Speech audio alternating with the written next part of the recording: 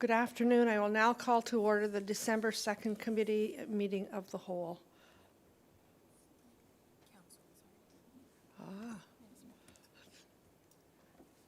Municipal Council, not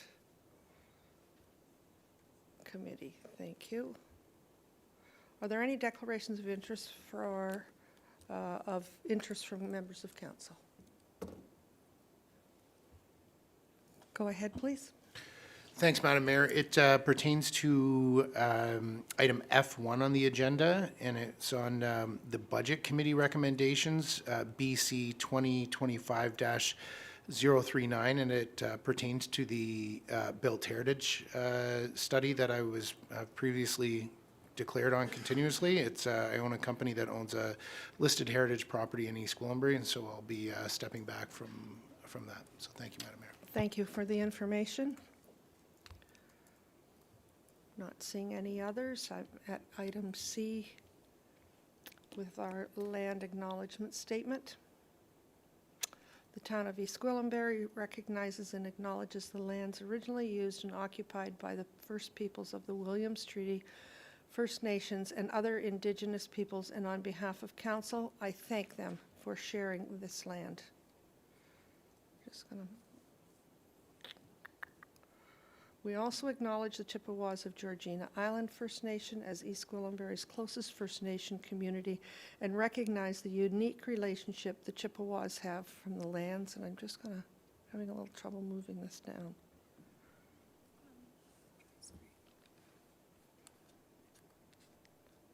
Thank you.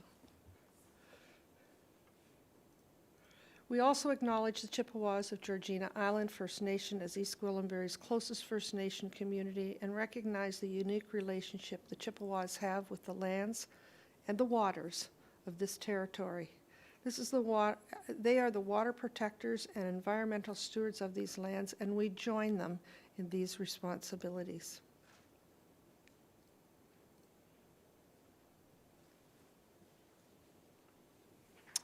We are at item D, deputations, and we have 3 deputations on the agenda. Before we begin hearing, go ahead, please. Madam Mayor, I'm not sure whether it's section 13.2 of a procedural bylaw or section 18 of the procedural bylaw, but I have some questions. 13.2 is that deputants would be heard at the consent of council.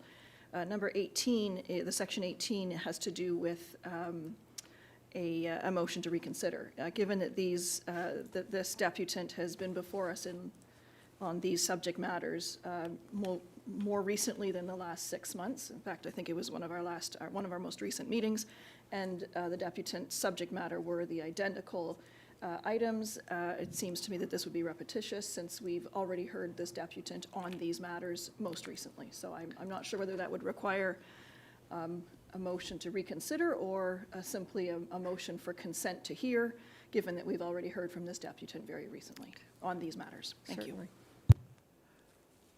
I'm just going to try and find an answer to Councillor Roy DeClemente's before I take your question as well.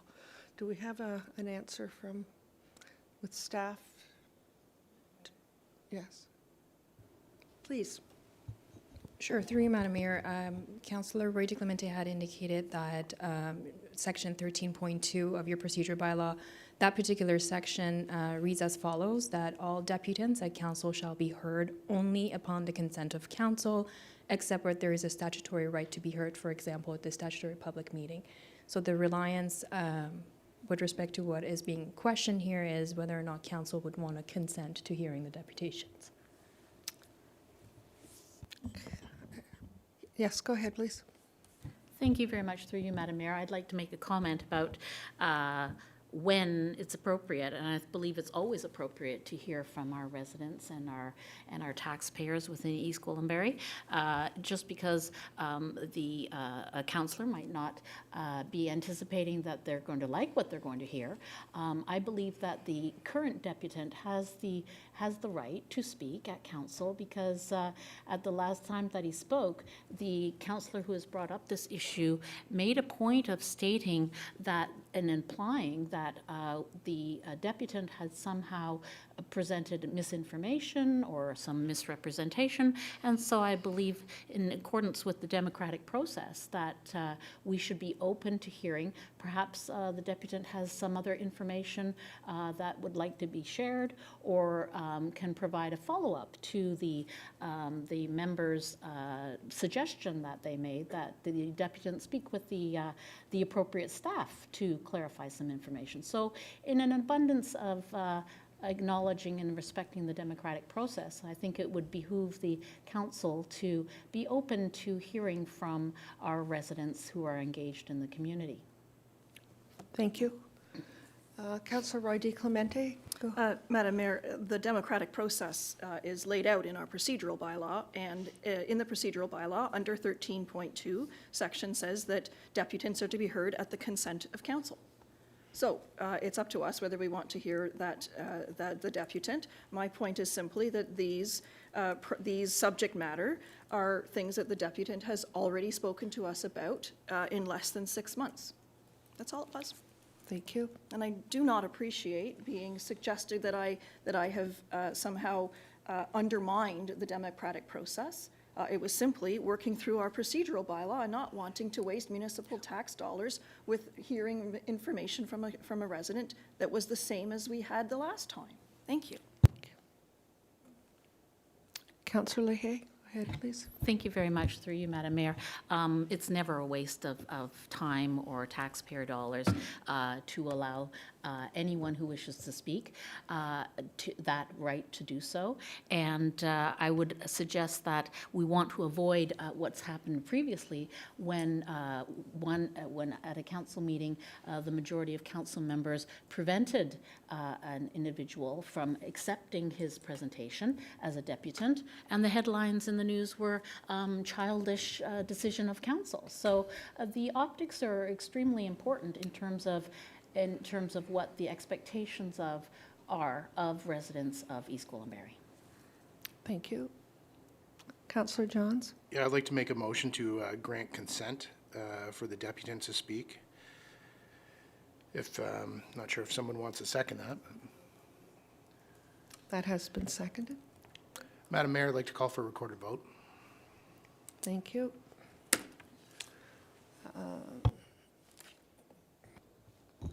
Through you, Madam Mayor, Councillor Johns has made a motion to consent hearing the deputations listed on the agenda. Councillor John has moved this motion. Councillor Leahy has seconded the motion, and there has been a request for a recorded vote. Councillor Johns, how do you vote? Yes. Councillor Carruthers, how do you vote? Yes. Councillor Crone, how do you vote? Yes. Councillor Foster, how do you vote? Yes. Mayor Haxton, how do you vote? Yes. Councillor Leahy, how do you vote? Yes. Councillor Roy DeClemente, how do you vote? Yes.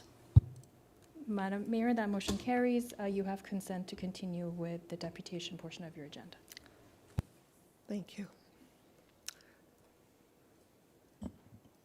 I'm on item D, and we have 3 deputations on the agenda. Before we begin hearing from deputants, I want to outline the expectations for conduct in this meeting. All participants are expected to conduct themselves respectfully in accordance with the town's procedure bylaw.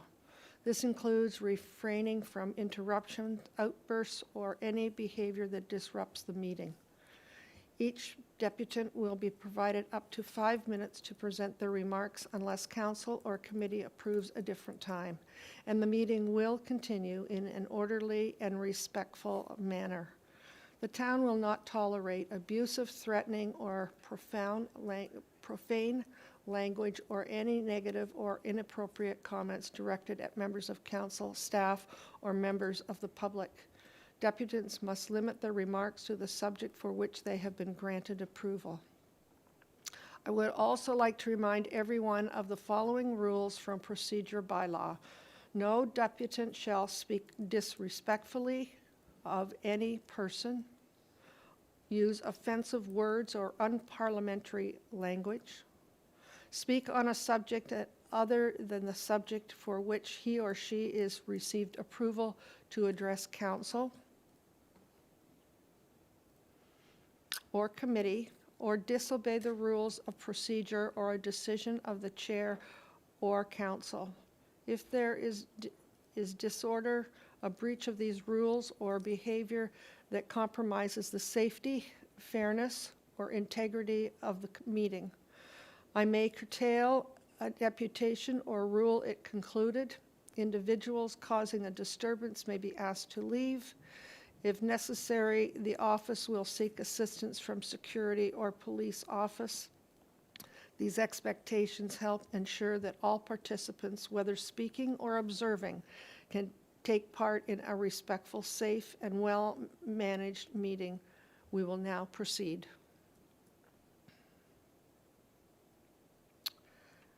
And I have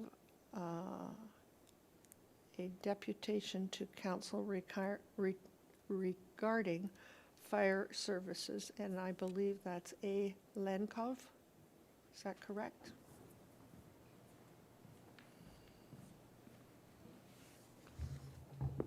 Welcome. Good to have you with us today. Madam Mayor, it's good to have you back. Thank you. Madam Mayor, members of council, good afternoon. Following my deputation on fire services on November 18th, a member of council commented that my concern is that there are some misconceptions and misunderstandings that I'm afraid are being perpetuated by the repeated messaging, and I would just like to encourage that he meet with our fire chief or some of his deputies to understand a little bit better some of the investments that we have made and how safe our community actually is. Subsequently, I met with the fire chief and several deputies to verify the accuracy of any information I had presented in connection with this comment. I stated that East Gwillimbury employs 23 full-time firefighters, which is correct. I also stated that 18 of them are first class or above. While I was not provided the exact number during my meeting, I was told this figure is more or less accurate with a possible variance of 1. I stated the town has approximately 60 paid-on-call firefighters, and although I was not given the precise total, I was advised this is generally within range with capacity for up to 70. I also stated that about 10% of paid-on-call members are trained to the same level as full-timers. But I need to qualify this. While both full-time and paid-on-call firefighters must attain NFPA 1001 levels 1 and 2, this is where the equivalency ends. Full-time firefighters have thousands of hours of training and live action experience compared to the hundreds of hours accumulated by most paid-on-call members. A first-class full-time firefighter in Ontario often has 4 or more years of continuous service and hundreds of emergency calls, while the similarly tenured paid-on-call firefighter may have far fewer calls and limited training opportunities. Skill maintenance is challenging for paid-on-call members who train part-time on evenings and weekends. Full-time personnel train daily, participate in regular multi-company exercises, and build the muscle memory and team cohesion needed for complex fireground tasks, whereas paid-on-call crews may encounter certain operations only rarely. The suggestion that East Gwillimbury is safer than residents may think does not reflect the operational realities of a municipality relying on only 23 full-time firefighters and roughly 60 paid-on-call members to protect a population of 43,000. While paid-on-call staff are dedicated and essential, the depth of experience between the two groups is not comparable. As mentioned earlier, full-time firefighters accumulate thousands of training hours and respond to hundreds of emergencies as part of their daily duties. This builds the muscle memory, standard operating procedure familiarity, and command confidence required for high-risk, time-critical operations. For instance, a career crew that regularly practices rooftop ventilation will likely perform those tasks more swiftly and smoothly under pressure than a volunteer crew that encounters them rarely. In contrast, most paid-on-call firefighters accumulate only a few hundred training hours, participate in training occasionally on evening or weekends, and may attend far fewer incidents each year due to other employment commitments. These factors materially affect scene performance, decision-making under pressure, and the ability to execute multi-company operations that demand tight coordination and repetition. East Gwillimbury's fire service capacity becomes even more concerning when future growth is considered. The town is projected to reach approximately 94,000 residents by 2051. yet its present full-time staffing level is already half of what is recommended for a community of today's size. One of the town's 3 stations is not even staffed with a full-time crew at all, leaving significant portions of the municipality dependent on a paid-on-call model that national fire service leaders acknowledge is facing systematic limitations and declining reliability. In this context, repeated messaging that the community is very safe risks obscuring legitimate capacity gaps. A municipality of 43,000 residents with only 23 full-time firefighters and limited full-time coverage cannot reasonably be described as operating at optimal safety, and the gap will widen as population density and call volumes increase without corresponding investment. Thank you. Thank you very much. Could I have a mover and a seconder, please? Councillor Johns, Councillor Leahy. And this is, be it resolved that the deputation made by A. Lenkov regarding fire services be received. All those in favor? And that's carried. Thank you very much for being with us this afternoon. Very much appreciated. We will move along in our agenda.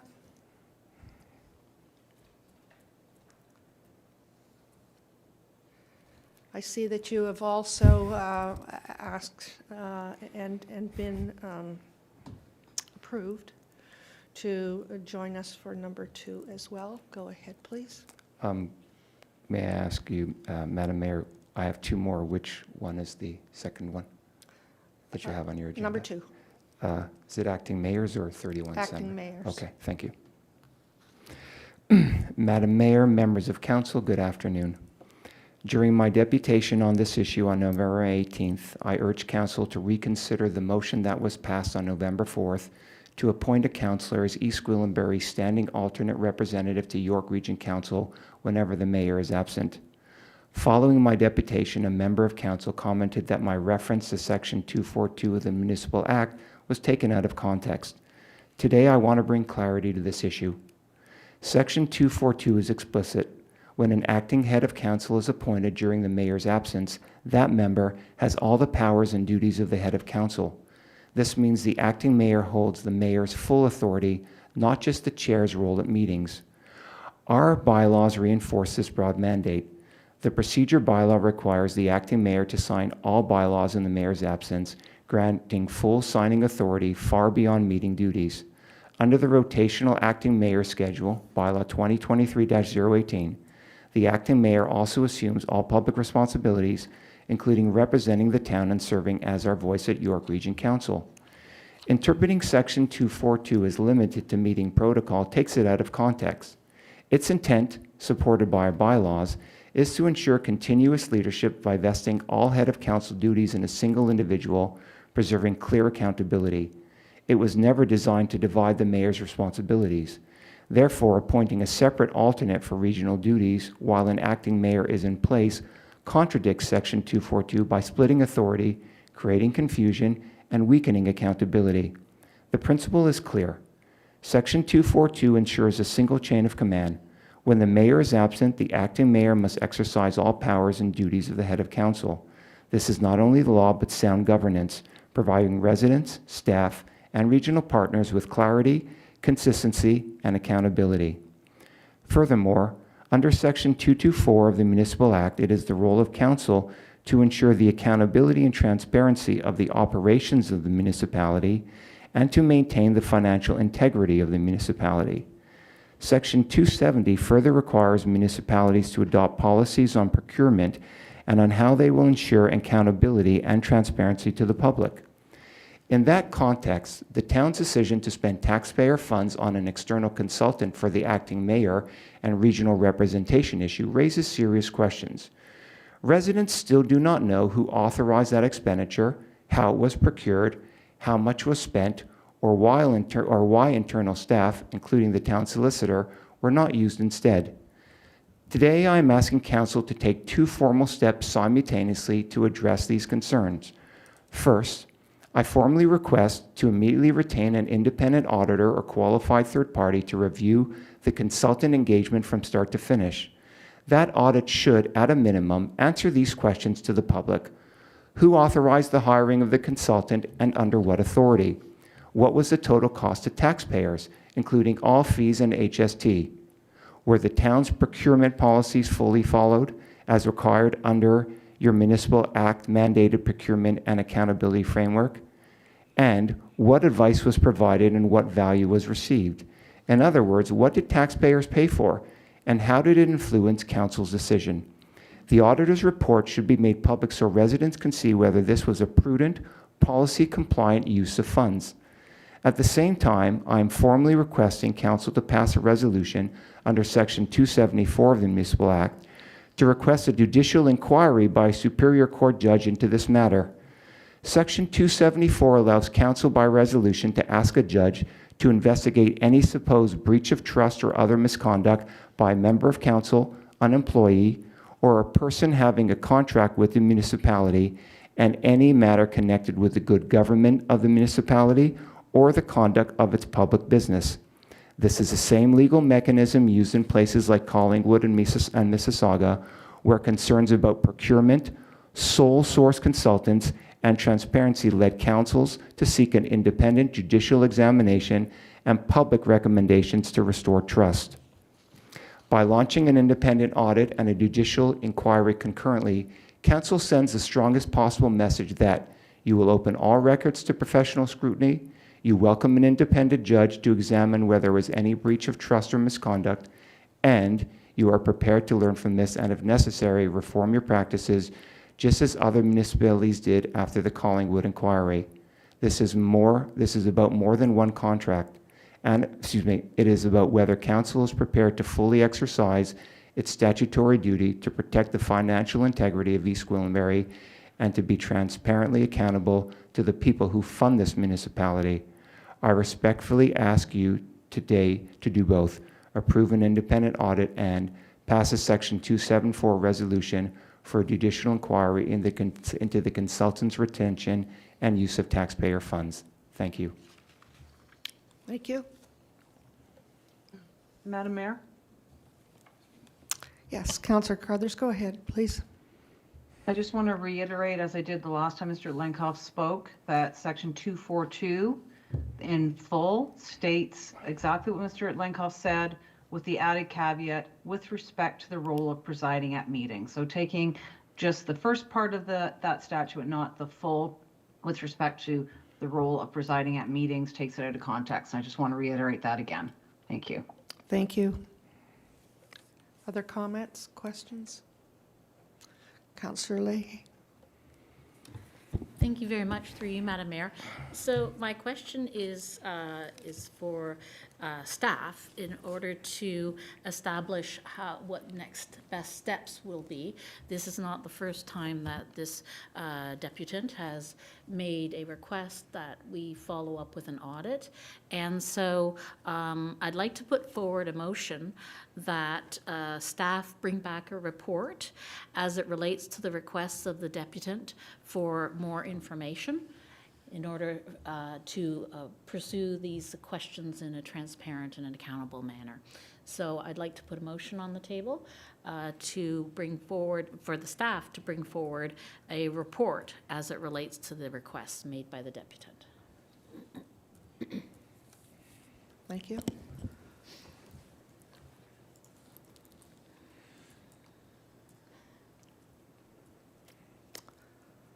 Do we have discussion from staff on regarding this?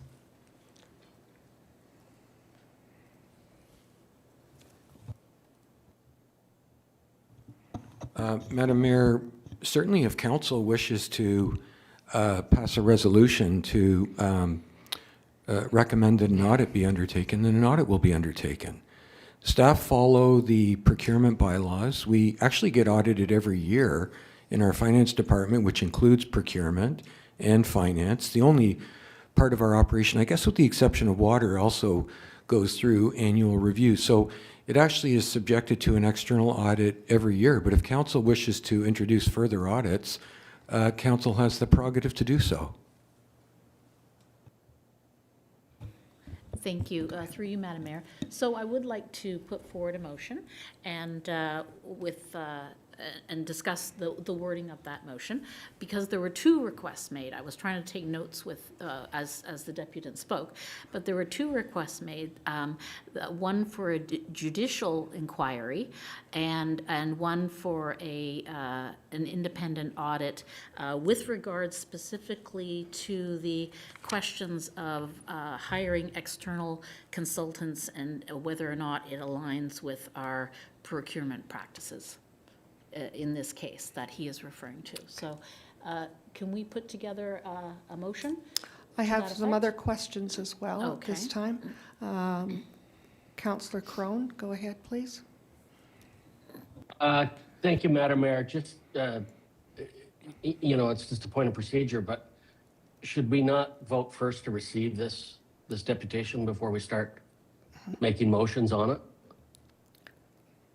Yes, I believe we should. I just saw your hand ahead of anyone else's at that point. Madam Clerk? Madam Chair, I'm not sure what the question is, but perhaps I think what Councillor Crone was alluding to earlier was to receive the deputation first prior to considering the motion that is being proposed. So you haven't done that yet. Correct. You do have a motion to receive the deputation that was made, and then we can work on the language of the other motion. Thank you. Thank you. So I need a mover and a seconder to start with. Councillor Leahy for receipt. Anyone else for receipt? Seconder. Thank you.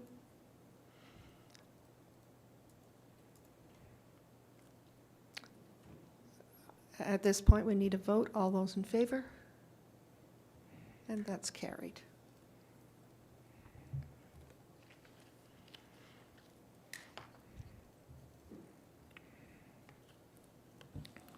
So now that it's been received through you, Madam Mayor, I assume the next step is to put forward a motion for us to vote on as a council, as a whole, to direct staff to bring back a report as it relates to the requests of the deputant for information regarding two audits, as far as my understanding is from the presentation.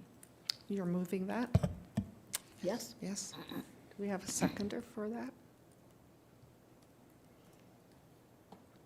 I'm not, excuse me, I'm not seeing a, Perhaps, I believe the clerk is working on that motion. Is it appropriate to wait until it's on the screen before we move it and potentially second it?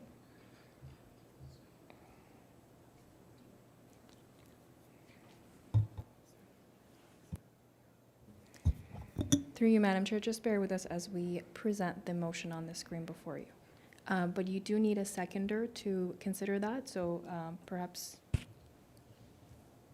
you can advise of the seconder. do we have a seconder for this at this time? Councillor Johns? Yeah, Madam Mayor, I'd like to see the motion to understand what it is for the possibility of the seconding. Thank you. Madam Clerk? Just bear with us for a moment, please.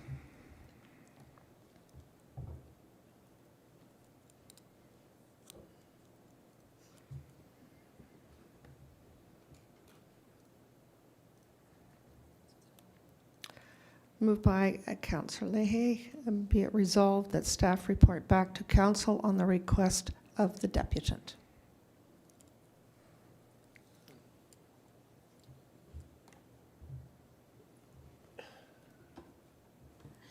Do we have a, Madam Mayor, through you, I believe our CAO wanted to make a comment on the motion as it's appearing on the screen right now. thank you, I missed that. Madam Mayor, I'm not actually sure what that means. So does it mean come back with a project plan and a budget for an audit? Does it mean report back with the results of an audit? Does it mean undertake an audit? I don't know what report back on the request actually means. So if there could be some clarity as to what it is that you'd be asking of staff, I think that would be helpful. And then certainly we will be at the will of council, depending on what you'd like us to do, if anything. Go ahead, please. Through you, Madam Mayor. So I would like to clarify by adding the words, be it resolved that staff report back to council on the request of pursuing an audit as it pertains to the procurement process of an external consultant with regard to the acting mayor position.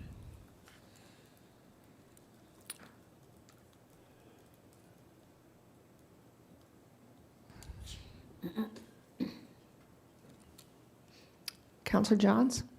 Thanks, Madam Mayor. Just as the way that Councillor Leahy just worded that, I won't be in favor of that, to second that, just based on the fact that it was very clear you were asking for an audit on the authority to hire a consultant, and our CAO can grant full authority.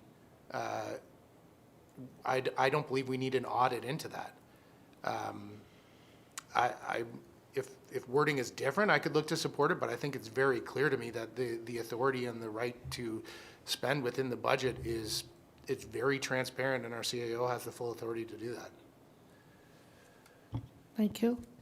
Councillor Leahy? Yes, through you, Madam Mayor. Thank you for the opportunity to, as sometimes it takes more than one attempt to word the resolution and the motion that I would like to put forward.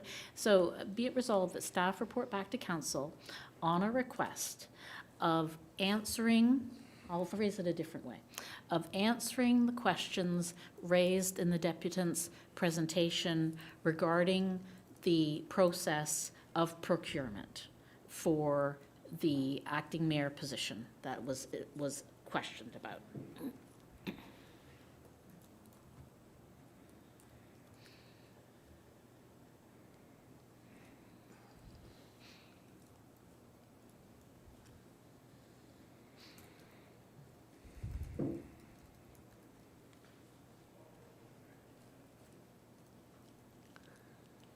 Do we have a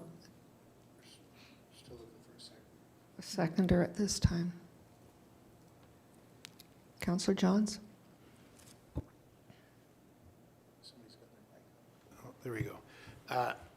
I would be fully supportive if I saw that the request that there was a need. It is very clear that our CAO has the ability to hire a consultant. It's not even questionable.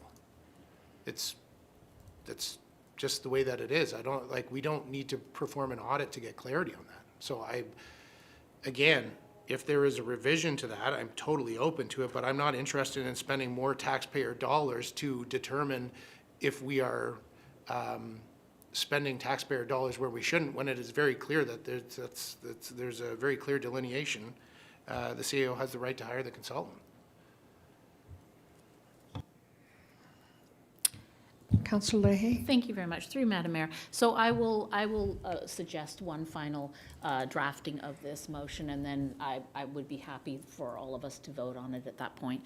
I will just make it very simple, because I would like clarification. I would like to see in writing that the staff have provided the answers to the questions of the deputant, and while a councillor is suggesting that it is crystal clear, the procurement process, I think it would be very helpful to everyone if, because the deputant has quoted specific sections of the bylaws, et cetera, I would like clarification from the staff in writing on what the answers to those questions are for clarification purposes. So I would rather say here, be it resolved that staff report back to council to answer the questions raised in the deputant's presentation regarding the procurement process, so that it's clear to everyone.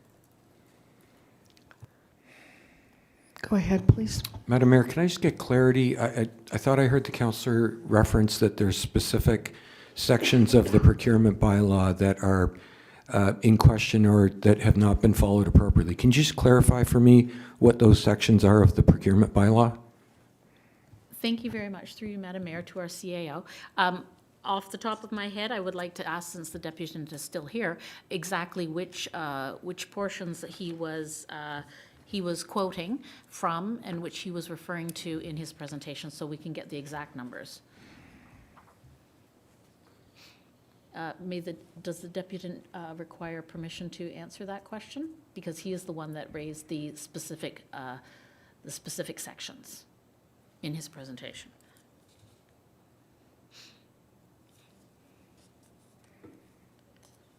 We've already received the deputation, and now I'm just wondering about moving forward.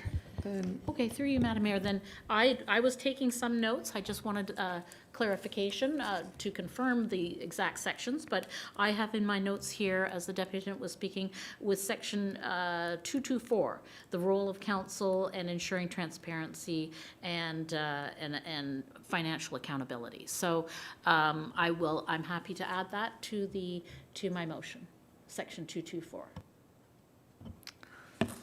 go ahead, please. Madam Mayor, I believe the councillor might be talking about the Municipal Act and not the procurement bylaw, but I may stand corrected. Perhaps the clerk could, this is where I'm a little confused. I don't know which section of what act or what procedure or what bylaw we're talking about right now. And so it would be helpful, I think 224 is referencing the Municipal Act and not the procurement bylaw, but perhaps there could be clarity because I'm not sure what we're actually referring to right now. So, Madam Mayor, through you, may I ask the clerk if the deputant has the ability to specifically reference the section of the procurement code that he is questioning? Through you, Madam Chair, that permission resides with council.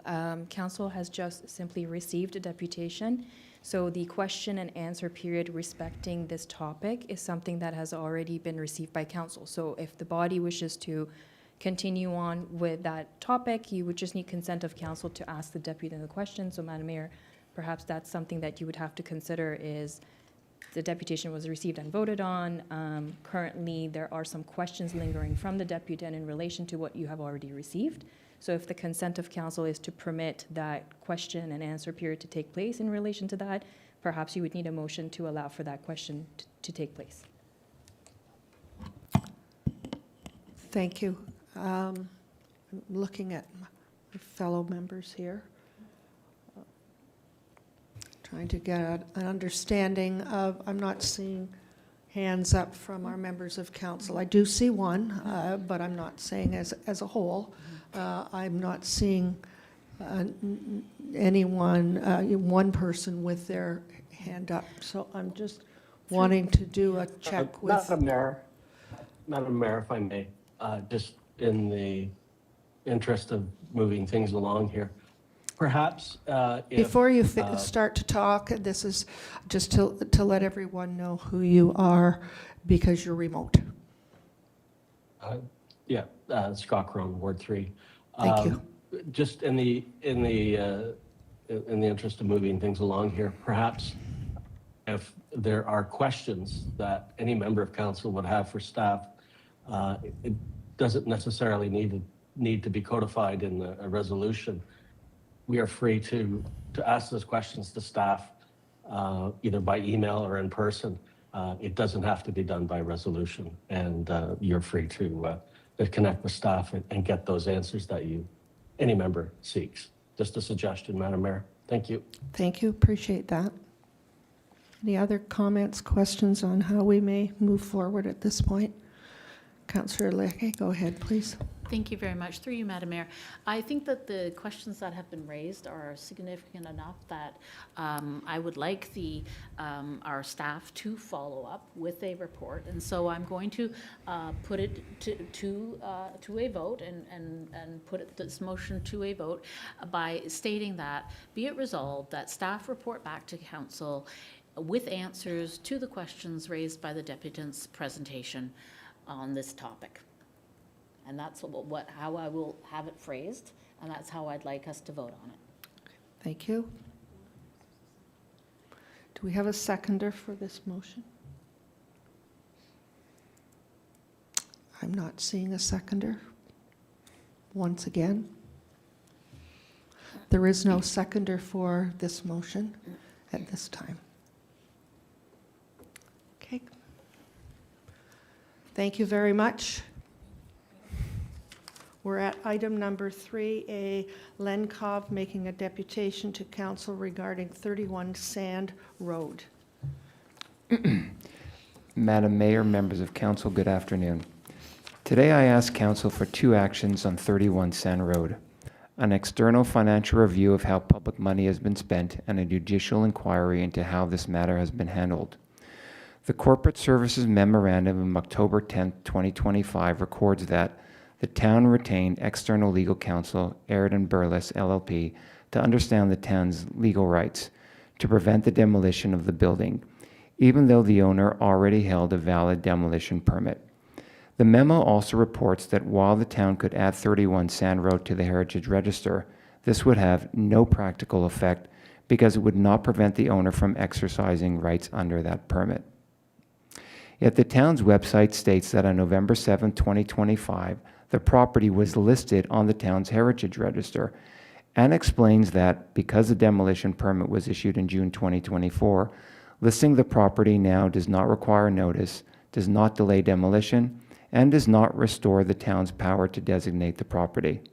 Put simply, the town paid external legal counsel, was told listing would not change the owner's demolition rights, then listed the property anyway, and acknowledges that listing still has no effect. This is a stark contradiction between the legal advice obtained and the action taken. The Ontario Heritage Act provides provincial tools. Section 34.5 allows the minister by order to designate a property of provincial significance if it meets prescribed criteria. The town's 31 Sand Road FAQ explains this power. Furthermore, related ministerial stop order powers can temporarily prevent alteration or demolition while provincial significance is assessed. There is no public record that the town formally asked the minister to use these powers or the council debated such a request. On the public record, these tools do not appear to have been used. If the town retained external legal counsel to review the town's legal option to prevent demolition, despite the owner holding a valid demolition permit, it is necessary to ask why the potential application of 34.5, allowing the minister to designate a property of provincial significance, and the related ministerial stop order powers to temporarily halt alteration or demolition during that assessment, has not appeared on the public record. Was this option not identified or advised upon by external counsel? And if that is the case, then why? Section 224 of the Municipal Act makes it council's role to ensure accountability and transparency and to maintain the municipality's financial integrity. Yet the public does not know who authorized the retainer of Aird & Burles, what procurement process was used, how much was spent, or why advice that listing would have no practical effect was then ignored. When public money is spent on expert advice and the town appears to do the opposite, it raises serious questions about fiduciary responsibility. For these reasons, I formally request, first, that council, in fulfillment of its Section 224 duties, direct that an independent external auditor review all spending and key decisions related to the retention of Aird & Burles and any other external experts on the 31 Sand Road file, including authorization, procurement, amounts paid, and how advice was communicated to council. Second, that council, under Section 274 of the Municipal Act, pass a resolution requesting that a judge of the Superior Court of Justice conduct a judicial inquiry into the 31 Sand Road matter, including any supposed breach of trust, misconduct, or other matter connected with the good government of the town. An external audit will follow the money and a judicial inquiry the decisions. Together they can answer three core questions: why external counsel was retained, what advice was given, and why the town acted in apparent contradiction to that advice while assuring residents it was protecting heritage. These motions are not about prejudging blame, but about fulfilling statutory duties of accountability, transparency, and financial integrity. I respectfully urge council to support both these motions.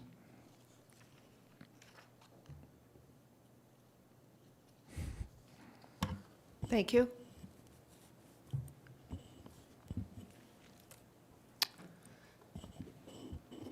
we have questions at this time? Information?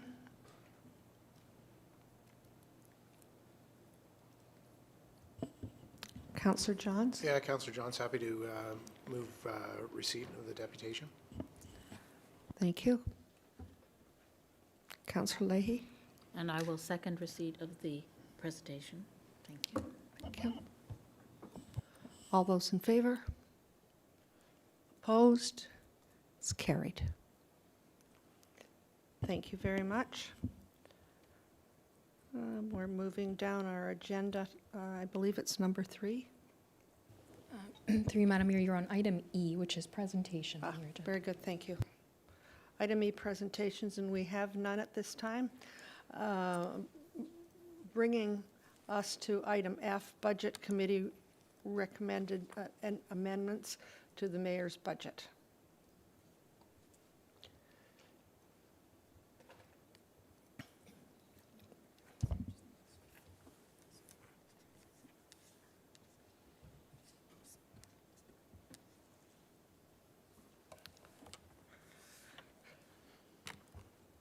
Number 1, to adopt the recommended 2026 business plan and budget amendments from the following meetings. Budget Committee meeting held on November 12th, 2025. Budget Committee meeting held on November 19th, 2025.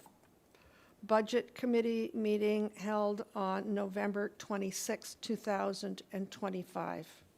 Could I have a mover and a seconder for that? Councillor Johns, go ahead, Yeah, Madam please. Mayor, I just wanted to say that within the F1 of November 26th, there's a Budget Committee recommendation that I've declared an interest on 2025-039. So I guess I would just simply ask if the council is looking to ratify those recommendations, I would just ask that that one item be pulled, just for clarity.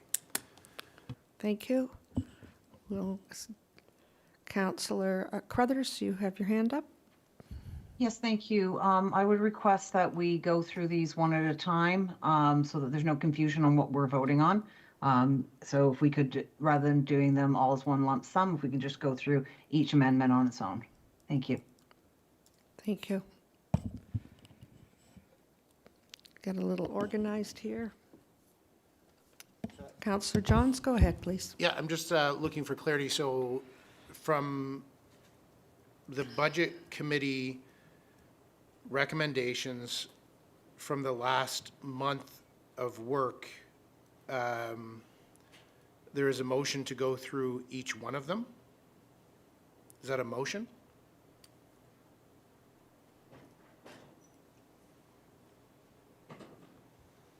Would you like me to respond, Madam Mayor? Yes, please. At any point in time, Councillor Johns, members can ask to have things separated. And so I'm asking for them to be separated so there's no confusion. We ran into confusion last year that someone thought it was the whole budget we were voting on and not just the amendments. So to be clear, I think we need to go through and talk about which things we are voting on. And I think it's just as simple as reading off the recommendation as it's listed, voting on it, moving on to the next one. Thank you. Madam Mayor, Yes, go ahead, please. through you, and I would just like it to be made very clear that there was no confusion last year.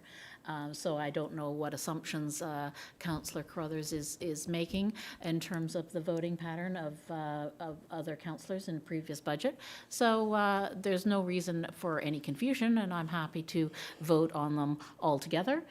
So I think, Madam Mayor, procedurally, do we need some clarification on whether we need to have a motion to move all of these separately, or whether we're going to vote on them according to the date, with the exception of one conflict of interest that's been declared?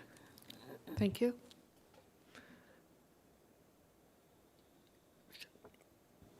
Through Madam Mayor, I believe you're asking for some clarity from procedural bylaw. So in accordance with section 17.4, upon the request of any member, and when the chair is satisfied that a matter under consideration contains distinct proposals, the vote upon each proposal shall be taken separately, In addition to that, in accordance with section 17.5, a vote on the main motion as amended may be split only for the purpose of complying with the Municipal Conflict of Interest Act. So in this regard, you do have a member who has declared an interest, which you would have to consider that motion separately. There is a request by Councillor Carruthers to split the consideration, and if you are satisfied that this is distinct, you can do that. That resides with your authority as the chair. Thank you. I'm just having a look here to see which is the most prudent way to move forward with this. Suggestions? Madam Mayor, I'm wondering if perhaps we want to go sort of by section. I mean, I'm happy to try and move it along a little quicker. I'm also thinking that if we can just get rolling on this, we'll get through it in no time, or we can spend a lot of time discussing it. We just need to read them off one after another. Each one was a separate amount that was debated. So it's a separate resolution, just like other resolutions that come before us. Thank you. I tend to agree with you. Through you, Madam Mayor, perhaps to assist council, we will be bringing forward the motions on the screen before you, and we can capture the appropriate mover and seconders. Just bear with us for a moment.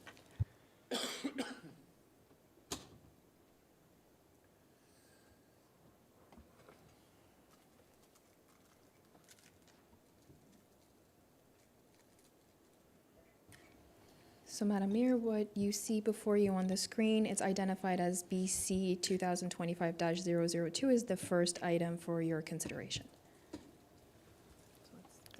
Thank you. Everyone comfortable? Can you see it on your screen? All those in favor? Oh, I apologize. Mover and seconder, please. Mover and seconder? Councillor Cronin and Councillor Carruthers. All those in favor? And that's carried. The second one is resolved that Budget Committee recommends Council amend the Engineering and Public Works 2026 capital budget as follows.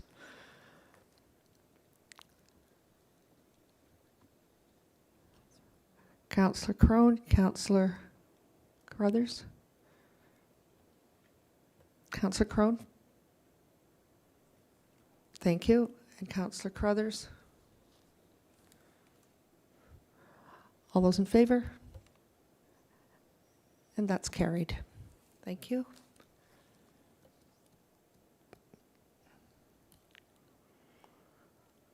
Bear with us. We're moving down slowly, but we are.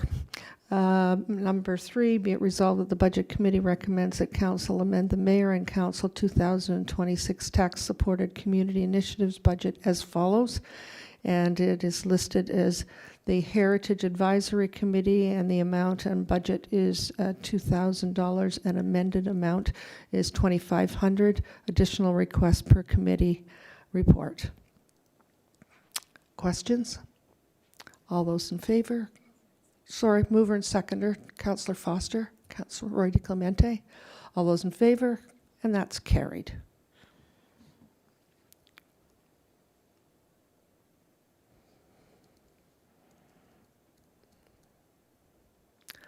We're now at Economic Development Advisory Committee. Be it resolved that the Budget Committee recommends that Council amend the Mayor and Council 2026 tax-supported community initiative budget as follows. Economic Development Advisory Committee budget of $2,000 and amended amount $500. Maintain base level of funding for completing initiatives for 2026. Questions? Would I have a mover and a seconder? Councillor Leahy.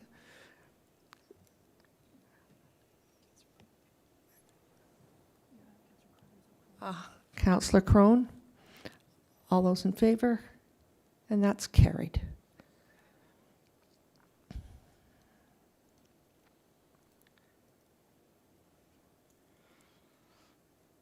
We are now at item number 5. Be it resolved that the Budget Committee recommends that Council amend the Mayor and Council 2026 tax-supported community initiative budget as follows. Broadband Working Committee, $2,000, amend amount $500, maintain base level of funding for completing initiatives for 2026. Could I have a mover and a seconder, please? Councillor Leahy, Councillor Foster. All those in favor? And that's carried.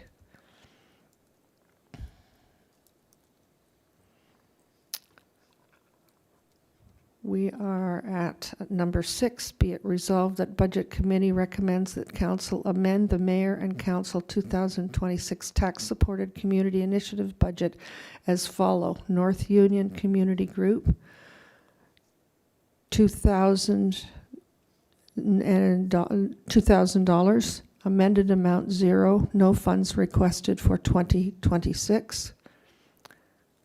Councillor Leahy. Councillor Foster. All those in favor? And that's carried.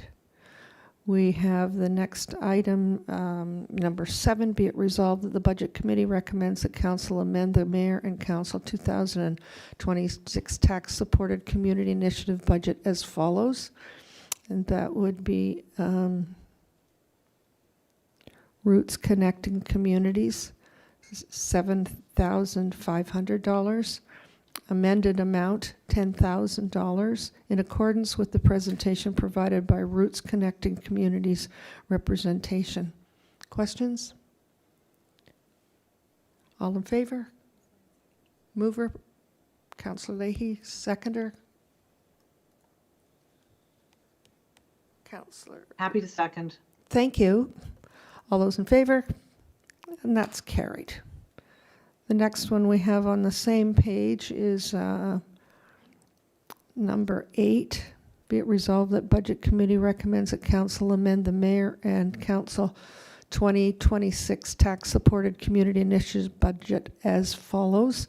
And that would be the Sharon Temple Museum, $43,500, amended amount $44,500, increased funding per request from committee for 2026. Do I have a mover? Through you, and a Madam Mayor, I'd like to request a recorded vote on this item. Thank you. Could I have a mover and a seconder? Councillor Roy DeClemente. Councillor Foster. All those in favor? It's a request. Through you, Madam Chair, Councillor Leahy has requested for a recorded vote on this item. The item has been moved by Councillor Roy DeClemente, seconded by Councillor Foster. Councillor Leahy, how do you vote? No? Councillor Carruthers, how do you vote? Yes. Councillor Crone, how do you vote? Yes. Thank you. Councillor Foster, how do you vote? Yes. Mayor Haxton, how do you vote? Yes. Councillor Johns, how do you vote? Yes. Councillor Roy DeClemente, how do you vote? Yes. Madam Mayor, that motion carries. Thank you very much. We'll move along. And we're moving now. Be it resolved that the Budget Committee recommends that Council amend the Mayor and Council 2026 tax-supported community initiatives budget as follows. And the first one I have is committee contingency, and that's $3,000 budget amount. Amended amount, $4,000. An explanation, allocate additional funds from other group savings in 2026. Yes, go ahead, please. Madam Mayor, I'd like to, I have a question about this one. Please go ahead. With regard to the discussions this morning at the Committee of the Whole, in which a vote was taken place that provided committee contingency funds to provide for taxpayer money to pay for insurance for the community groups which are transitioning out of being under the council. That changed with the discussion that we had during the budget process, and so I would like to reopen this to discuss again because of that vote that took place this morning, which had not was not based on a discussion we had during the budget meeting in terms of what the committee contingency funds should be used for, and we're looking at increasing it this year. So I'd like to put forward a motion to reopen that in consideration of the fact that we actually voted on how we were going to use it this morning before we had actually approved it. Thank you. Go ahead, please. Through you, Madam Chair, the amount, whether it's the budget amount or the amended amount, still would satisfy the amount that we would need for insurance coverage. And just to note that this is only for 2026. In 2027, the individual groups will be asking for insurance under a separate budget request as per their budget application form. Questions? I have no further questions, Madam Mayor, but I'd like to have a recorded vote on this item, please. Thank you. Thank you. We have a mover and a seconder, please. Councillor Roy Clemente, Councillor Foster. Thank you. All those in favor? Madam. Yes, Madam Mayor? sorry, I'm jumping ahead. That's okay. I know it's hard for you to see me, so I'm just letting you know when I have my hand up. I hope that's okay. I just, for some context, for our newer councillors, this committee contingency was in excess of $10,000, I believe, before this term. I'm happy to be corrected, but that was my recollection that this was $10,000 or $15,000 previously, and I don't believe it has really been tapped into. So just to give that bit of context for people. Thanks. Thank you. Councillor, go ahead. Through you, Madam Mayor, doesn't need to be any context. It doesn't matter how many years a councillor has served on council. I am opposed to the increase in the amount, and I am entitled to have my opinion and my position on that, and happy to justify that to any resident. But I don't need any comments from other councillors about trying to imply that somehow, just because of the number of years they've been on council, they somehow have a better understanding or knowledge of what we're voting on here. Thank you very much.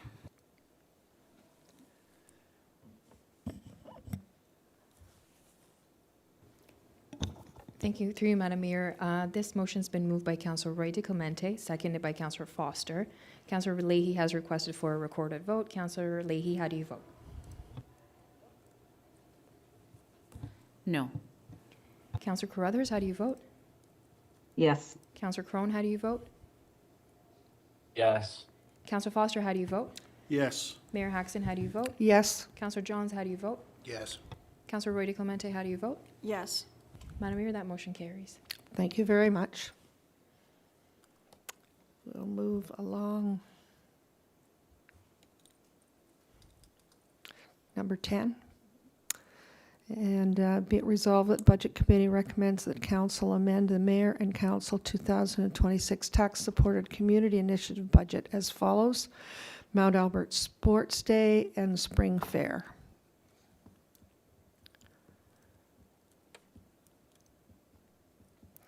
I'm assuming everyone can read it, but I will move down to put it together. That the approved funding to be used to fund free admission in East Gwillimbury residents, and that an in-kind services valued at approximately $25,000 to $30,000 provided at the operation of the fair continue. Councillor, go ahead. Thank you very much, Madam Mayor. I'm happy to move this. Thank you. And do I have a seconder? Councillor Crone, thank you. All those in favor? Opposed?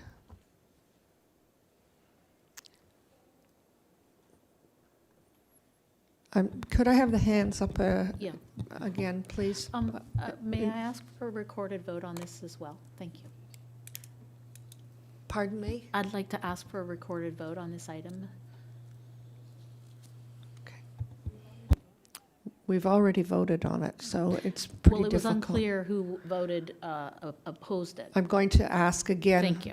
Who were clear interest, who has interest, and who does not have interest.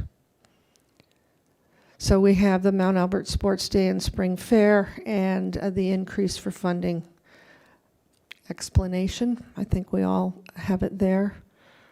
All those in favor of it? Opposed? That is, that is unopposed at my vote as well. It's defeated. Thank you. So through you, Madam Mayor, I asked for a recorded vote, so we all need to say verbally whether we're in favor or opposed to it. Correct? In terms of the procedure? I would like it on record. I asked for a recorded vote, not just a raising of hands. I'd like a recorded vote on this item. Well, we'll have to look after that then. Okay, thank you. Just checking here. We've had the vote now. Through you, Madam Mayor, with respect to section 17.10 of your procedure bylaw, a request by a member for a recorded vote shall be made prior to the commencement of the vote being taken or immediately thereafter. So we cannot change that at this time.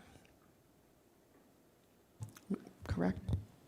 We Through did Madam not. Mayor, it's noted that it's prior to the commencement of the vote being taken or immediately thereafter, so Thank it's you. up to you to decide if you would like to proceed with that. Since there is some confusion with that, I would rather act on the side of caution. Yes, thank you. Yes, so we'll have a recorded vote now. Yes. Thank you.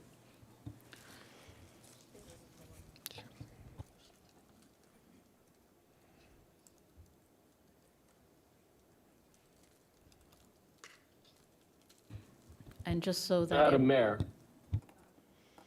Mayor, if I may. Oh, yes, sorry. How does this vote impact the in-kind services? I'm concerned that we may be shooting ourselves in the foot here. Yeah, thank you. Through you, Madam Mayor, I'd like to also second the comments being made by Councillor Crone, my ward mate. I think that we need to have a clear understanding what we're voting for so that nobody can say after the fact they were confused. So a vote against this is a vote to deny the in-kind services as well as the $10,000 funding for the Mount Albert Sports Day Fair. So that is why I've asked for, and I appreciate you doing a recorded vote so that it can be on record which councillors opposed the providing of in-kind services and the free admission for the East Point of Gwillimbury order, Madam residents. Mayor. Thank you. Yes, I hear you. Thank you. Go ahead, We've please. already voted on this, so going back and changing what we're voting on isn't appropriate. If someone wants to bring back the in-kind services after the recorded vote, they can do that. But I would highly suggest that since we've already voted and a recorded vote has been asked, that we get that done, and we can circle back on the in-kind after that. Through you, Madam Mayor, the clerk clarified that yes, indeed, you have the authority as the chair to ask for a recorded vote immediately after the vote was taken. So I would like to have you follow through with that because it is allowed procedurally. Thank you. Madam Mayor, I ask you to call the question for the recorded vote. All those in favor? Madam Mayor, Sorry. I believe you had asked for a recorded Yes, vote I to take did. place. So this motion has been moved by Councillor Leahy, seconded by Councillor Crone. Councillor Leahy has requested for a recorded vote. Councillor Leahy, how do you vote? Yes. Councillor Carruthers, how do you vote? No. Councillor Crone, how do you vote? Yes. Councillor Foster, how do you vote? No. Mayor Haxton, how do you vote? No. Councillor Johns, how do you vote? Yes. Councillor Roy DeClemente, how do you vote? No. Madam Mayor, that motion is defeated. The motion is defeated. Thank you. Through you, Madam Mayor, at this point in time, then, is it appropriate to put forward a motion that we give the Mount Albert Sports Day weekend their in-kind services as we have traditionally done every year? because there are 4 members of council who, or was it 4 members of council who decided that they were not in favor of providing those funds that we have already voted on at, during the budget deliberations. Are you suggesting reconsideration? Well, I'm looking for a way that we can provide the in-kind services as we have done traditionally every year during this budget process. And we are now voting on these, recommending, the adoption of the amendments. And this one was just defeated despite what was voted on previously during the budget deliberations. So I'd like some clarification as to whether or not an amendment can be made at this time with regard to that specific item. I'd like to put forward a motion that we provide the in-kind services as we have done every previous year for the Mount Albert Sports Day weekend. Bear with me. Happy to second that. Through you, Madam Mayor, I had heard you that you mentioned this is a reconsideration because the council has already voted and that motion is defeated. So is the intent, Councillor Leahy, for you to request for council to consider, reconsider their decision on the in-kind services? Is that the motion you're proposing? Yes, strenuously, because I believe this would be a colossal failure of our duties as a council to support the tremendous activities that are provided to all of East Gwillimbury with our only East Gwillimbury Festival of the Mount Albert Sports Day weekend, who celebrated their 100th anniversary last year and are looking to celebrate and organize the 101st this year. So I am putting forward that motion that we approve of and we provide the in-kind services that we have always traditionally provided in previous years of council. Thank you. Madam Mayor, if I may, would it not just be cleaner if we go ahead and just make the motion that council provide in-kind services to Sports Day, and let's just if with your consent, I think we could do it. And it's just cleaner that way, and as opposed to going through all the rigmarole of a reconsideration and all the hijinks that are involved. I think it's just cleaner this way. My 2 cents. Thank Happy you. to second it with Councillor Leahy moving. Other comments, questions?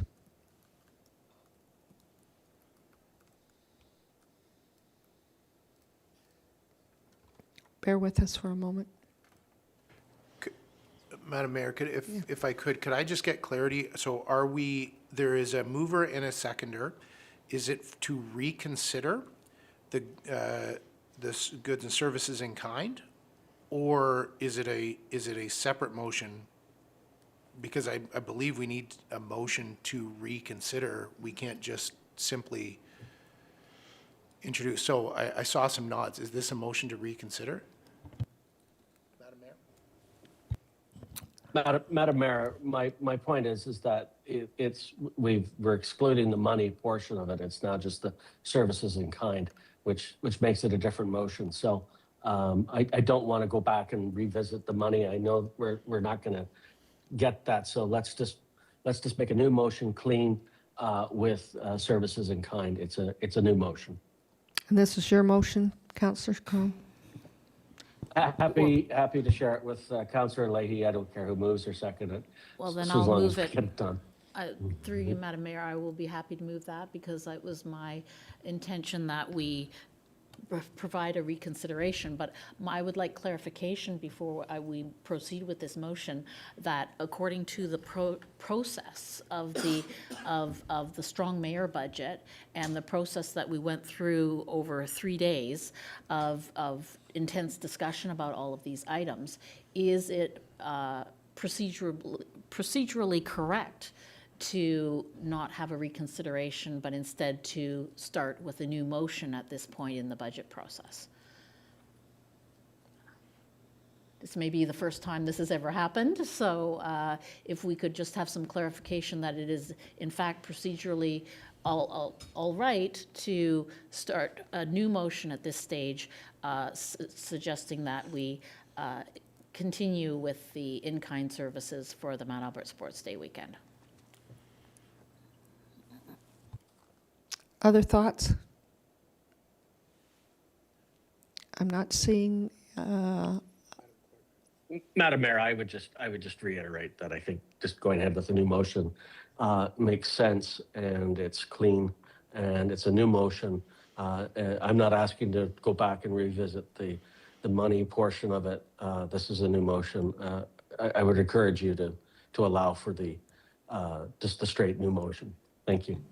Thank you very much. Through you, Madam Mayor, I'm happy to have that motion as a new motion. I see nodding from our treasurer and our CAO. So my understanding is that we can proceed with a new motion, and that it would be to provide the in-kind services, the second portion of the amendment that was defeated.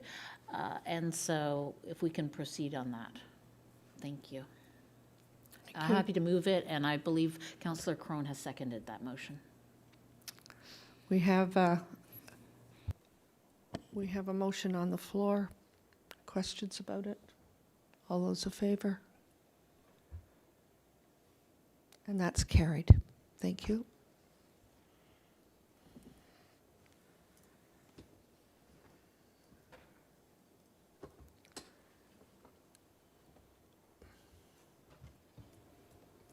Madam Mayor, bear with us as we bring back the balance of the sheet. So you're at number 11. Number 11, be it Happy to move that.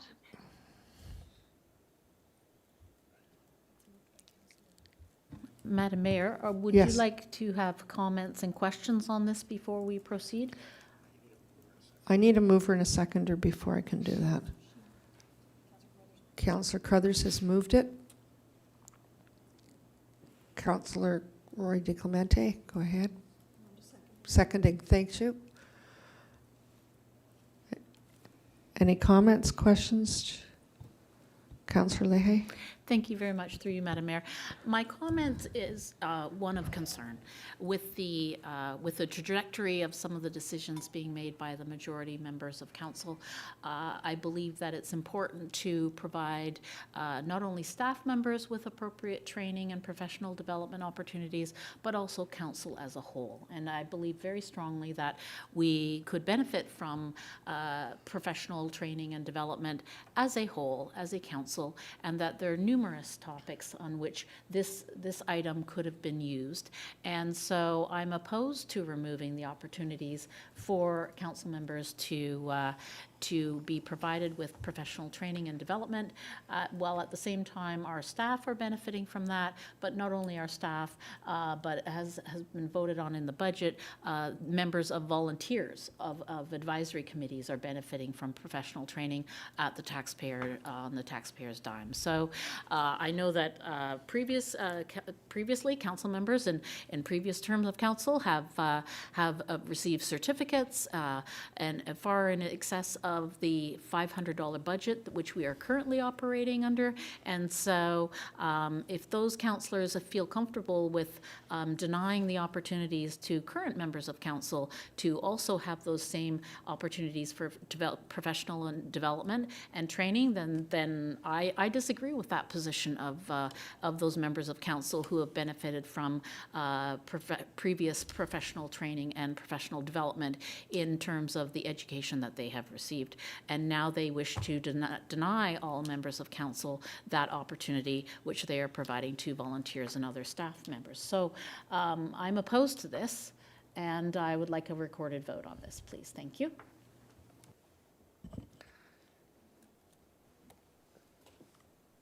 Councillor Roy DiClemente, go ahead, please. I will be supporting the removal of $4,000 from the mayor and council budget. We did not access that money in 3 years, and members of staff, while it is important that we provide for opportunities for training and development for our staff, at this point, members of staff are not up for re-election, but members of at this table are. So I am totally in favor of removing this from our budget in this year. Thank you. Thank you. Councillor Leahy, go ahead. Thank you very much. So then I think a better question is, why was this created if there was no intention to use it for the education and professional development of members of council? So why was it created?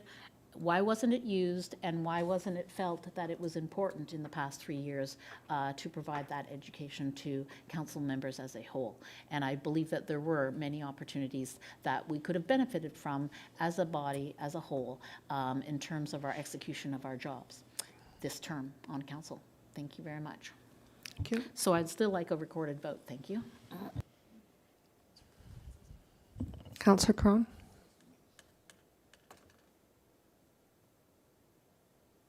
Thank you, Madam Mayor. I would just state that our discretionary funds can still be used for training. And I've taken advantage of that in the past. So it's not stopping anyone from training and personal development. Can we call the question, please, Madam Thank Mayor? you. We've Before spent we quite call a the bit of question, time. We've spent a lot of time Councillor discussing this Crone has 4,000. Someone is speaking, please. Thank you, through you, Madam Mayor. No, I have someone ahead of you. I'll recognize you when it is clear. I don't believe Councillor Crone had a question. It was simply a statement that he made, and I've asked that you call the question at this point. We've spent a long time discussing. This continuously gets brought up, and council has voted repeatedly to remove this from our budget. Thank you. Councillor Leahy? Thank you very much, Madam Mayor. So I'm Councillor sorry. Crone I'm brought up sorry. in the previous- He Please? benefited when the budget for the professional development of councillors was $2,500, not the $500 that the majority of council reduced it to. Thank you. Councillor Roy DiClemente? I don't need to speak, Madam Mayor. I would just like you to call the The vote. question, Because yes. I asked for that to happen before Thank- there were more repeated discussions. Okay, yes, okay. Moved by Councillor Crothers, seconded by Councillor Roy DiClemente. Through you, Madam Mayor, Councillor Leahy has requested for a recorded vote. Councillor Leahy, how do you vote? No. Councillor Crothers, how do you vote? Yes. Councillor Crone, how do you vote? Yes. Councillor Foster, how do you vote? Yes. Mayor Haxon, how do you vote? Yes. Councillor Johns, how do you vote? Yes. Councillor Roy DiClemente, how do you vote? Yes. Madam Mayor, that motion carries. Thank you. We are at number 12. Be it resolved that the Budget Committee recommends that Council amend the Fire and Emergency Services 2026 tax-supported budget as follows. We have an expert here. Happy to move it. Thank you. Second, thank you. All those in favor? And that's carried. Thank you very much. I'm at number 13. Be it resolved that the Budget Committee recommends that the Council amend the Office of the CAO 2026 capital budget as follows. Budget amount to $226,100 and amended amount $113,050 and a reduction as presented by the CAO.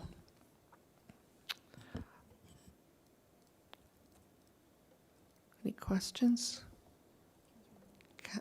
Councillor Crothers, go ahead, please. Just moving it. Thank you very much. Councillor Foster, seconded. All those in favor? And that's carried.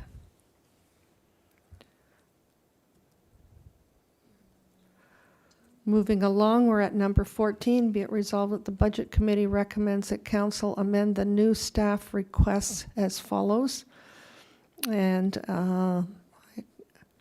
might there be some information from staff at this point? No? Thank you. Modify staff request to make the contract position a full-time position. Have a mover and a seconder, please? Sorry, can I just have a minute so I can understand what it is we're speaking about? Certainly. Counselor Johns, I believe this is the elections and access analyst position. Thank you.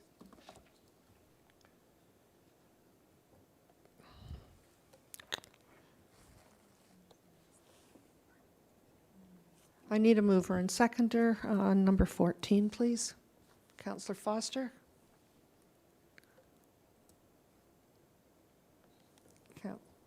Counselor Crothers? All those in favor? Opposed? That's carried.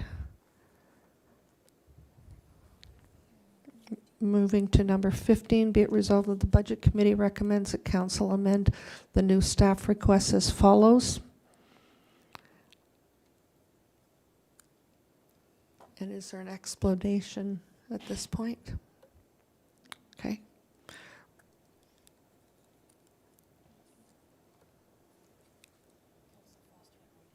Councillor Foster, please. You're moving it? Thank you. Councillor Reddy Clemente. Councillor Leahy. Okay. Thank you. All those in favor? That's carried. We are at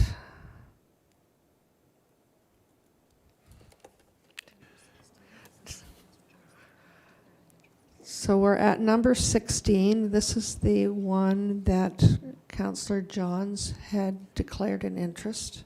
Thank you, Madam Mayor. I'll be stepping back from the discussion on this item. Thank you. Do we have a mover and a seconder? Councillor Roy DeClemente and Councillor Foster.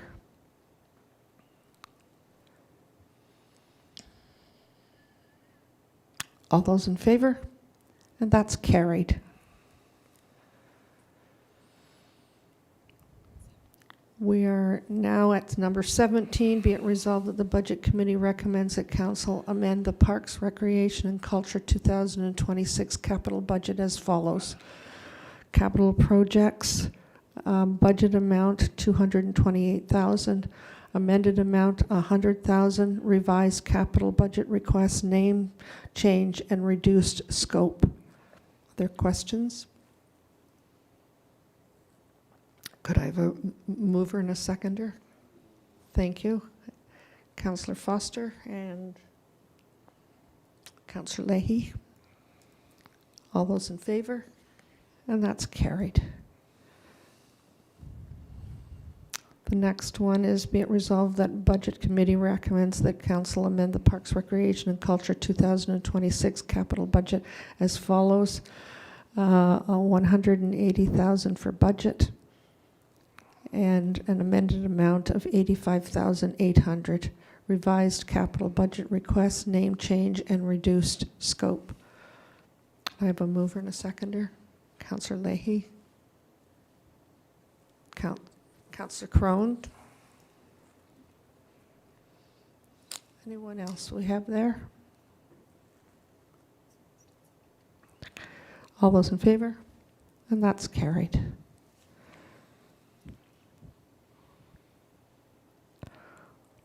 We are at capital project CL 24009.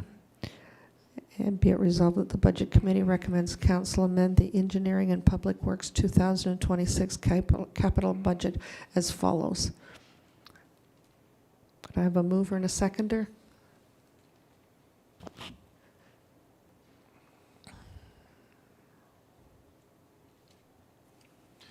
Councillor John's happy to move, Madam Mayor. Well, thank you very much. And seconded by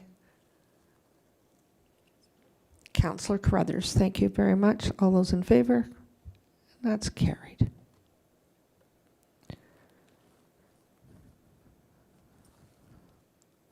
We're now at number 20. Be it resolved that the Budget Committee recommends that Council amend the Water and Wastewater 2026 capital budget as follows. And the amount is $4,485,100, $5,000, $8,500, $100 as outlined in addendum. I have a mover and a seconder. Councillor Leahy. Councillor Johns. Thank you very much. All those in favor? And that's carried. We are moving down now to capital budget request. Be it resolved that the Budget Committee recommends that Council amend the Corporate Services 2020-26 capital budget as follows. CS 26010, and that is amended to 175,000. New capital budget request. Do I have a mover and seconder? Madam Mayor, I'm happy to move it and just to remind council that this is the one about bylaw, in case it's not Thank you. clear in the description. Thank you. Councillor Roy DeClemente, seconder. Thank you. All those in favor? And that's carried. We're down to number 22, resolved that the Budget Committee recommends that Council amend the Corporate Services 2026 capital budget as follows. And the amount is $45,000, and amended amount is $135,000. New budget top up request at $90,000 funded by grants. Do I have a mover and seconder?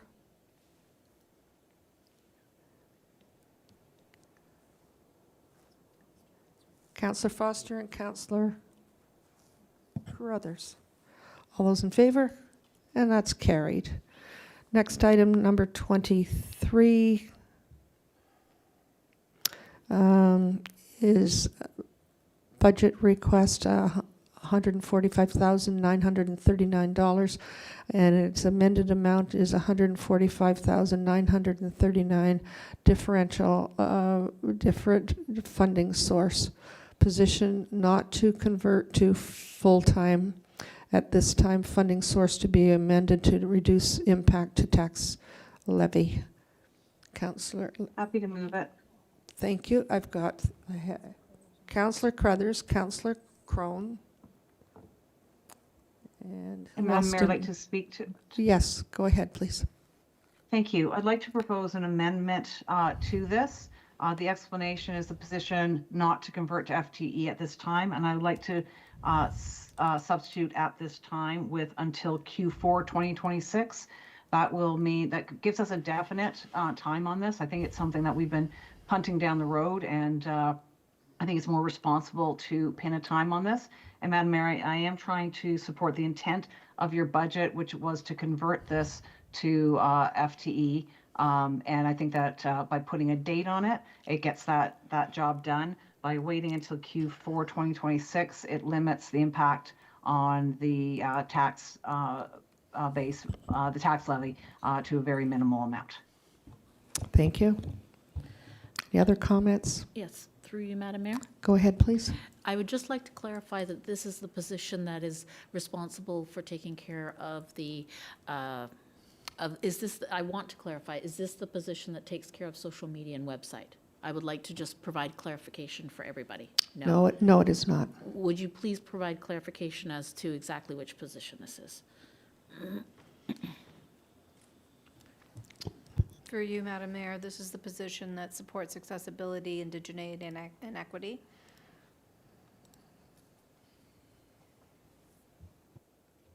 Does that satisfy you? Yes, thank you for the clarification Thank of you. which position we're talking about. Thank you. Thank you. This is moved by Councillor Carruthers. I need a seconder at this point. Councillor Foster, thank you very much. All those in favor? Sorry, can I get clarity? So we vote Sorry. on the amendment? We're voting on the amendment first? Got moved. So I was reading the screen as it was being typed.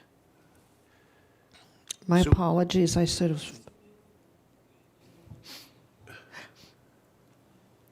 Yes, please, go ahead. Madam Chair, for clarity, I believe the intent that we had heard was that there's been an amendment being made to the main motion that's already been moved and seconded. So you're considering the amendment first, and then subsequent to that vote, then you go back to the main motion. So right now, you had indicated that Councillor Carruthers had moved the amendment and seconded by Councillor Foster. The amendment is highlighted in blue on the screen before you. So that is what council's voting on first. Following that, we can go back to the main motion that was previously on the table.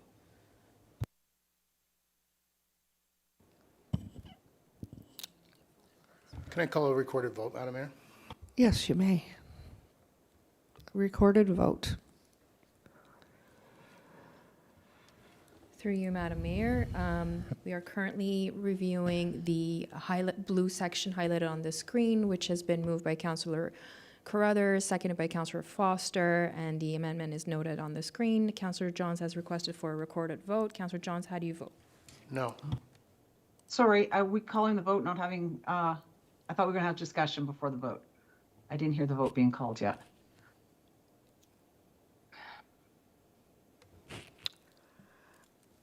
Can we have Yes. discussion on it? Yes, you can have discussion on it. My apologies, we whistled No, on no by worries. and, yes, go No, ahead. no worries. Thank you. Okay. The reason I brought this up is that we have been funding this position out of capital reserves for a number of years, which is not sustainable, and our funding for staffing should be out of operations. So given that this position has existed for a number of years, it's not a new position. It's an existing position that's been continued to be funded out of capital reserves. And I know that it's important that we not deplete our reserves with ongoing operations. So that's why I'm asking that we get it converted into the operating budget before the end of the year. Trying to not take too much of a hit to the tax levy. I spoke with our general manager of finance, and this will still keep our tax levy well below 4%, I think 3.89. It's a very minimal impact on the tax levy.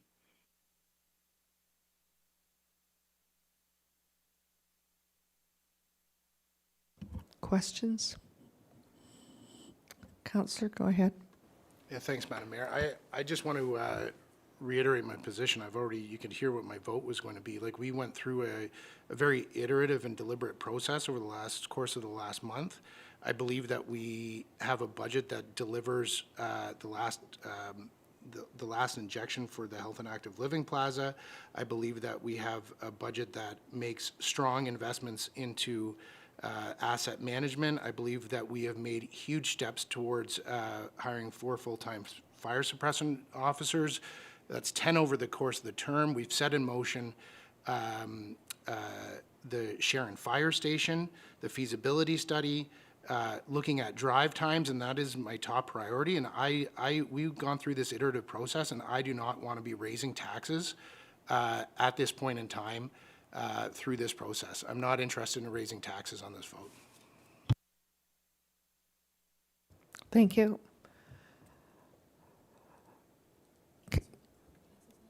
Councillor Crone, you have your hand up? Yes, thank you, Madam Mayor. I said at the beginning of this process, I don't think it's so much about the funding of this position as whether or not we want the position. And so, we did get to a point in our budget planning process where we decided to keep this position around for another year. And I made the point, in my corporate past, we had a rule that you couldn't do a corporate contract for someone for over a certain number of years. And I think we just owe it to our staff that we treat them with some certainty about what their future is with the organization. If you don't agree with the position, that's fair ball. I have no quarrel with that, but I think we need to be good employers about this. And when we go through this process, when we bring these amendments back to council, it's for that sober second thought that we have changes and we can make changes. And we've already seen so far, we have made changes to this budget. It's not much, but we found, $10,000, although I didn't agree with it, $10,000 got cut from sports day. So, changes are being made to the budget. I think, we're still coming in below what we were initially projected to. this is I think it's the right thing to do to move forward with this and give some certainty to our staff. Thank you, Madam Mayor. Thank you. Councillor Leahy, go ahead, please. Thank you, through you, Madam Mayor. It's not helpful to the process when councillors who've had the opportunity to voice their opinions and discuss matters at the time when we were doing our budget deliberations to at the last moment here when we're voting during a council meeting to put forward amendments. So I disagree with the putting forward of this amendment at this time for the reasons that I'm sharing with you now. I believe consistency is important. Whenever I've spoken out, I've consistently done that throughout the process. I'm not at the last minute trying to squeak in a change under the wire. So I am against this amendment that has been brought forward in this last minute manner. Thank you. Thank you. Councillor Foster. Thank you, Madam Mayor. I'll try to keep this as simple as I can. I often say I like to keep things simple. I think this is a position we've had for some time, so we've clearly pointed out a need. I have to hand, I'll give some points to Councillor Crothers and Mr. Marshall for coming up with a way to make this work as a bit of a compromise. So I think it's time that we move ahead with this and make it happen. Thank you. Councillor Reddy-Clemente. Thank you, Madam Mayor. I will not be supporting this amendment. I was the one who originally proposed that the pilot project continue at this point. I understand that there is a desire to continue to see this work being done in the municipality. I have felt that it wasn't part of our core mandate and that we had more pressing needs in our budget, and so I will not be supporting it because this isn't about individual staff or whether or not they're doing good work or not, but simply a question of making a tough decision. And we have to make a tough decision when it comes to whether or not to fund certain things in this budget or not. So I will not be supporting this amendment. Thank you. Okay, we are, Councillor Crothers, go ahead, please.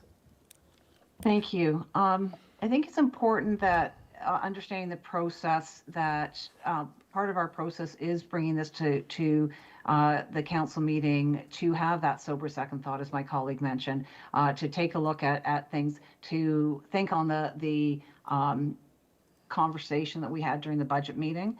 And what I heard was there were a lot of people who were in support of this position, but were concerned about the impact of the tax levy of converting it at the beginning of the year.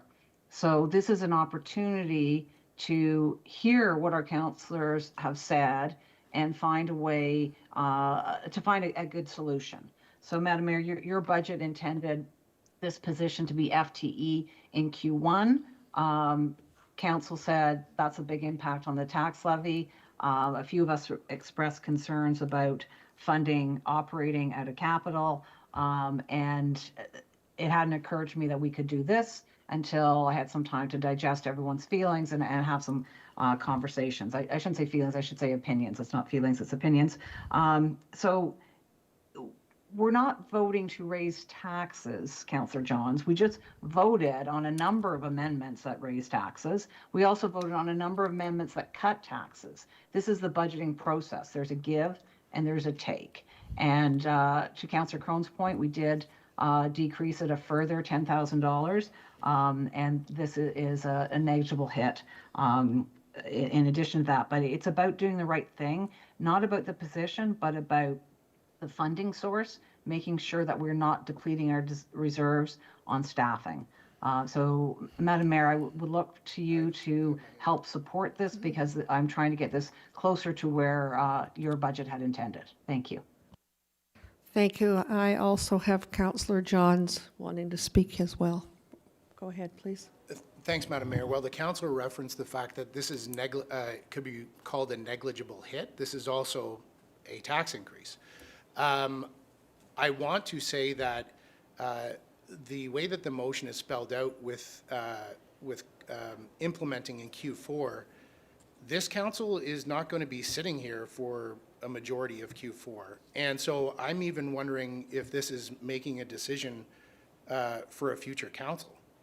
And so, because I could introduce a motion that we implement something in January of 2027. And that is the same force and effect of what we're doing here right now. I am not in favor of increasing taxes. I'm not in favor of encumbering a future council. And we've gone through an iterative process. We are supporting health and active living. We are supporting asset management, and we are making huge investments in strides with our fire and emergency services, and that's the budget I'm supporting. I'm not supporting this tax increase. Thank you. Councillor Leahy. Thank you very much. I would like to, through you, Madam Mayor, I would like to reiterate Councillor John's words. We are in fact raising taxes, and that is a fact. And so consistently, this particular councillor has at the last minute been making amendments to the budget process, and only when it suits the purposes of that particular councillor in terms of items that she wishes to move forward. I find that it's disrespectful to her fellow councillors that she is Madam in Mayor, fact point of making these order. last-minute Thank you. amendments. Point of Thank you. order. There is a point of order now. Through you, Madam Mayor, it is a matter of respect for fellow councillors that we do not make these last-minute amendments in order to facilitate Thank the you. desires of a particular councillor. And it is We have heard you. thank you. and we It's are about going to our proceed. needs, not what one particular Madam Mayor. councillor wants. Thank you. Madam Mayor. Yes. Sorry, Thank you. Councillor May I Crone. just, yeah, thank you, Madam Mayor. Through you to the clerk. Is it within our procedural bylaw permissible to make amendments during this time in council? Is it permissible for us Yes, to it make is. these changes? Yes, it is. Okay, so then that should be the end of it. It's allowed. It's whether you agree with it or not is another point. I do have to go back to a previous comment about encumbering a future council. I have news. This entire budget is going to encumber for 6 weeks the next council, all of it. So it's not just a portion of it, it's all of it. So that's a fact. Thank you. Madam Mayor, I ask you we call the question. Question has been called. Through you, Madam Mayor, previously Councillor Johns had requested for a recorded vote on the amendment that you are dealing with. This is not the main motion. So as you can see on the screen before you, the amendment is highlighted in blue. Councillor Johns, how do you vote? No. Councillor Carruthers, how do you vote? Yes. Councillor Crone, how do you vote? Yes. Councillor Foster, how do you vote? Yes. Mayor Haxon, how do you vote? Yes. Councillor Leahy, how do you vote? No. Councillor Roy DeClemente, how do you vote? No. Madam Mayor, that motion carries. Thank you. And you just need to go back to the main motion as amended. So you just need to get the vote on that main motion. The main motion is position not to convert to full-time Sorry, am I wrong? Through you, Madam Mayor, we're just updating the language to reflect the amendment that was just passed. So it's been amended. It's been amended.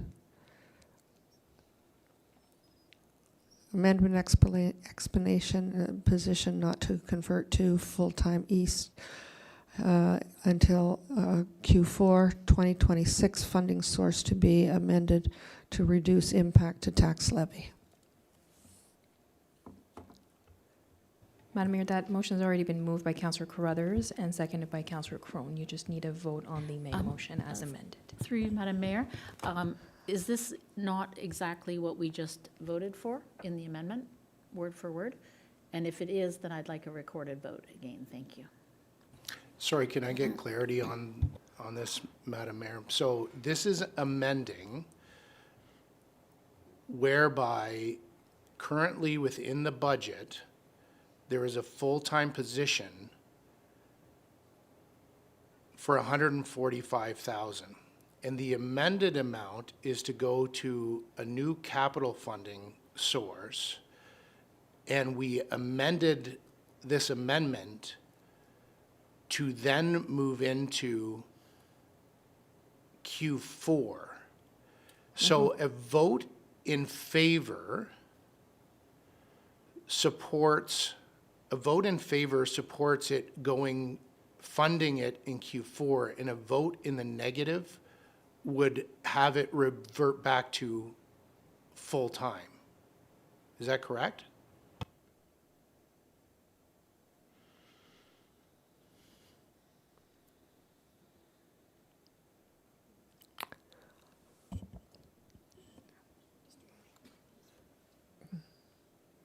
It's clearly there's some confusion as to what a vote in favor and a vote against would mean. Through you, Madam Mayor, in terms of the amended explanation, I'm wondering if it's possible to phrase it in a positive manner rather than a negative manner, which was an issue raised this morning, to reduce the impact to the tax levy, and instead it would say it would find a source to amend this, but it still increases the tax, so that it's phrased in a positive way. So that might be, rather than a negative way, it might be easier for everybody to understand if it's phrased that way.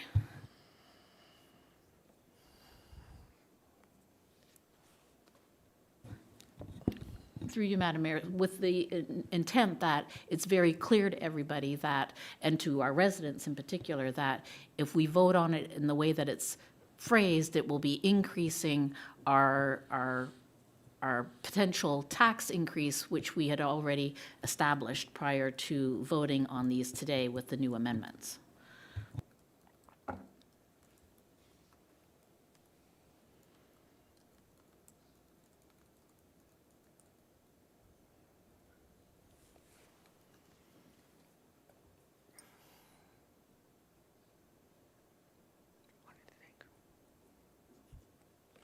Madam Mayor?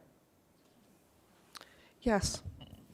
Madam Mayor, if I may. Yes, go ahead, please. I believe my colleague is correct, that if this were defeated, it would revert back to your original intent to make this position full-time on day one of the next year. So the impact to the tax base would be even greater. So this is, if you want to keep taxes lower, you should consider supporting this, because otherwise your taxes are going to be a lot higher. This is the way the strong mayor powers budgets are laid out. It's not mine, it's the way it's laid out. So it's the nuance of the budget. But my colleague is right. Defeating this would actually cause it to be, the position to be full-time, because that's the way you had intended it at the beginning of this process. Thank you. Thank you. So through you, Madam Mayor. Thank you. Councillor Crone, I believe, is correct. So what you have amended is the proposed amendment to the mayor's budget, which would convert the FTE, convert the position to an FTE in Q4. If this is defeated, it reverts back to the mayor's budget, which has the position in as a full-time employee in Jan 1. So through you, Madam Mayor, if I may. Go So ahead, please. both of these increase the tax base. Both of these increase the tax base. So I want everybody to be clear. Both of these options, we are now in a position, a potentially lose-lose position, that both of these options are increasing the tax base. So if it's appropriate at this time, I would like to introduce another amendment which says that we remove this item altogether from the budget process, and that there will be no tax increase if that is a manner in which we can prevent a tax increase from being happen in either scenario. So I'd like to move a motion, an amendment, to remove this item from the budget altogether. Thank you very much. Questions, comments?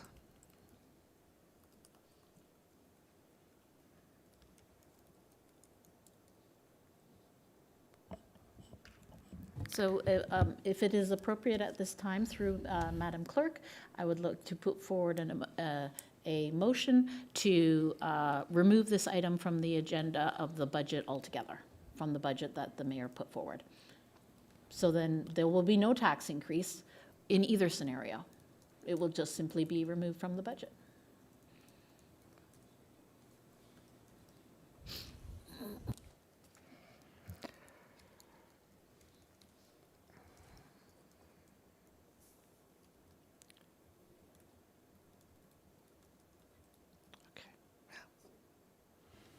Madam Chair, I'm not clear as to what is that you are requesting for my assistance. If you would like to clarify what procedural advice you require, I can certainly assist you with that. Councillor Lenkov has I'd like to put forward. go Yes. ahead, something on the table for us. Put forward a motion for your Yes. consideration, or what I'm trying to establish is whether or not at this juncture, because of this last-minute amendment that has been made in order to try and pass this, in either scenario, there will be an increase to the taxes. I'm asking the mayor to consider, because it is her budget, that we remove this item entirely from discussion from the budget, and that will eliminate this issue entirely, and we can keep things simple. Thank you. Thank you. Councillor, go ahead, please. While I would Thank really... you. I'm sorry. Who were you referring to, Madam Mayor? Yourself. Okay, thank you. Sorry, Councillor Crothers, I guess you'll go next. I would like to second it. However, my concern is that I have heard that my colleagues on council would like to see this pilot project continue and that the work continue here at the town. And so whether it's on the tax base or whether it's funded through another source, they would like to see some of this work continue. And so while I completely support the idea that this position be eliminated altogether, I also understand that staff and my colleagues have suggested that this work should continue.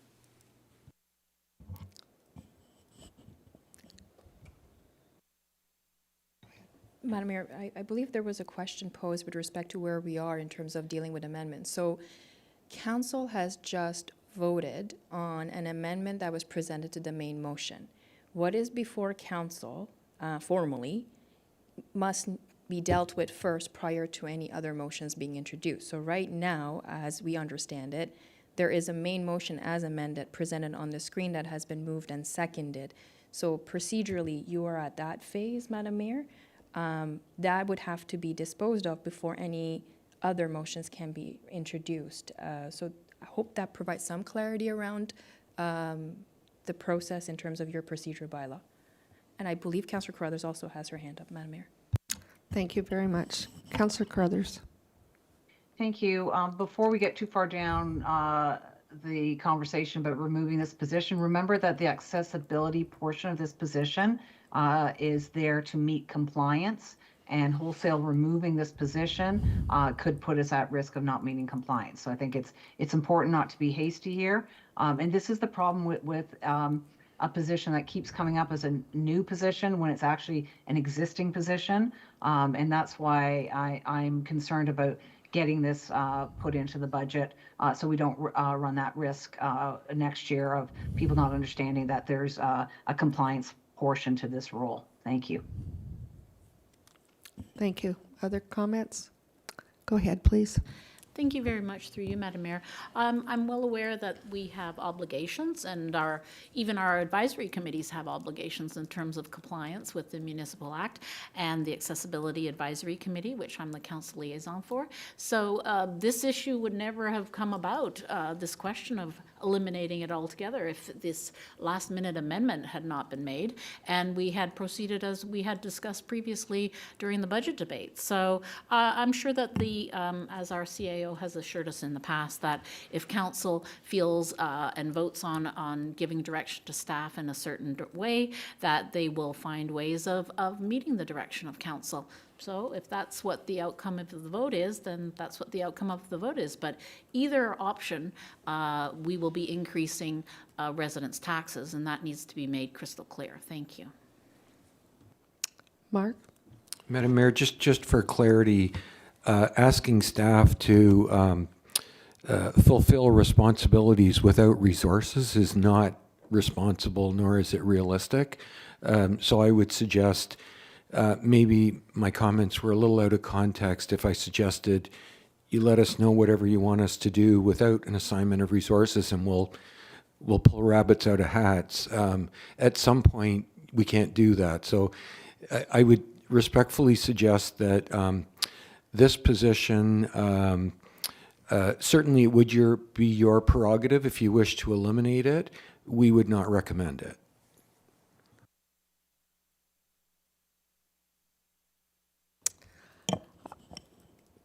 Go ahead, please.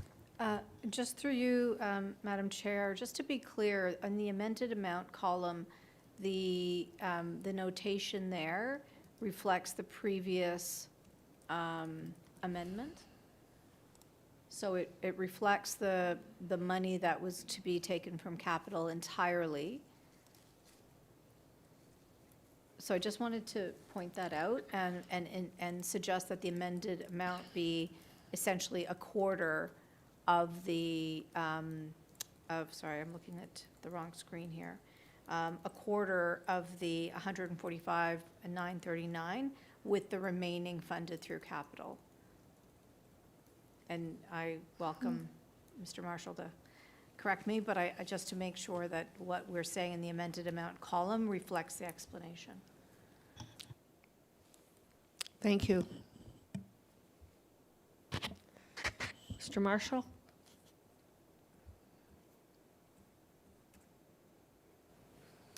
So through you, Madam Mayor, we can make that amendment.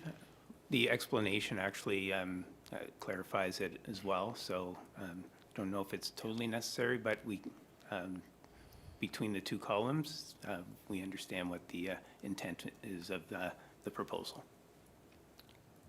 Thank you. Is that helpful to members of council? Councillor Crone? Thank you, Madam Mayor. I don't want to belabor this any longer, but the fact is, the point has been made. We have obligations to uphold. If we get rid of this position, we don't have the expertise on staff, and guess what we're going to have to do? We're going to have to get a consultant. And I've heard enough criticism about the hiring of consultants around here that I'm not sure I want to go down that road either. But we have heard from our CEO, and he said he does not recommend eliminating this position. And I know a number of my colleagues put a great deal of stock in the advice and recommendations of staff. And I think we should bear that in mind. Madam Mayor, with that being said, I'd like to call the question. Let's get on with this. I think there's others feeling the same way as you are. I believe we could call the vote at this time.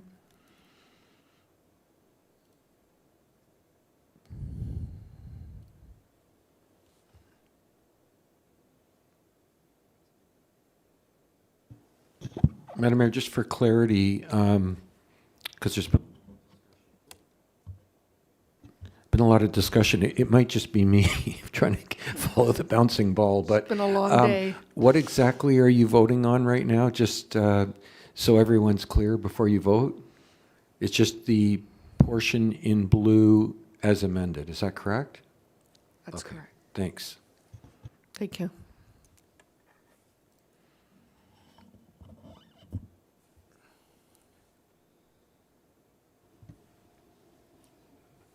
Madam Mayor, as you can see on the screen before you, this main motion as amended was moved by Councillor Carruthers, seconded by Councillor Crone. You just need to carry out a vote of council at this time. All in favor?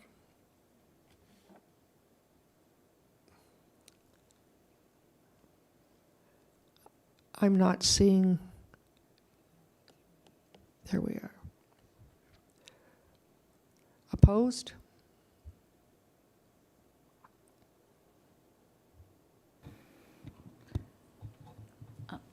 Through you, Madam Mayor, I have a procedural question. We are missing one of our council members here at the moment. So Yes. how does that affect the vote? Like, is he absent? Is he in attendance? He has left the council chambers, but the outcomes would rest upon the council member who has departed the chambers. Actually, the outcome rests upon your vote, Madam Mayor, since right now it is, there are 6. So whether you're in favor of this or opposed to this is really the direction that we're going in. I am in favor of it. It was one of the items that I looked at earlier in the week, and I'm in favor with it. So the motion carries.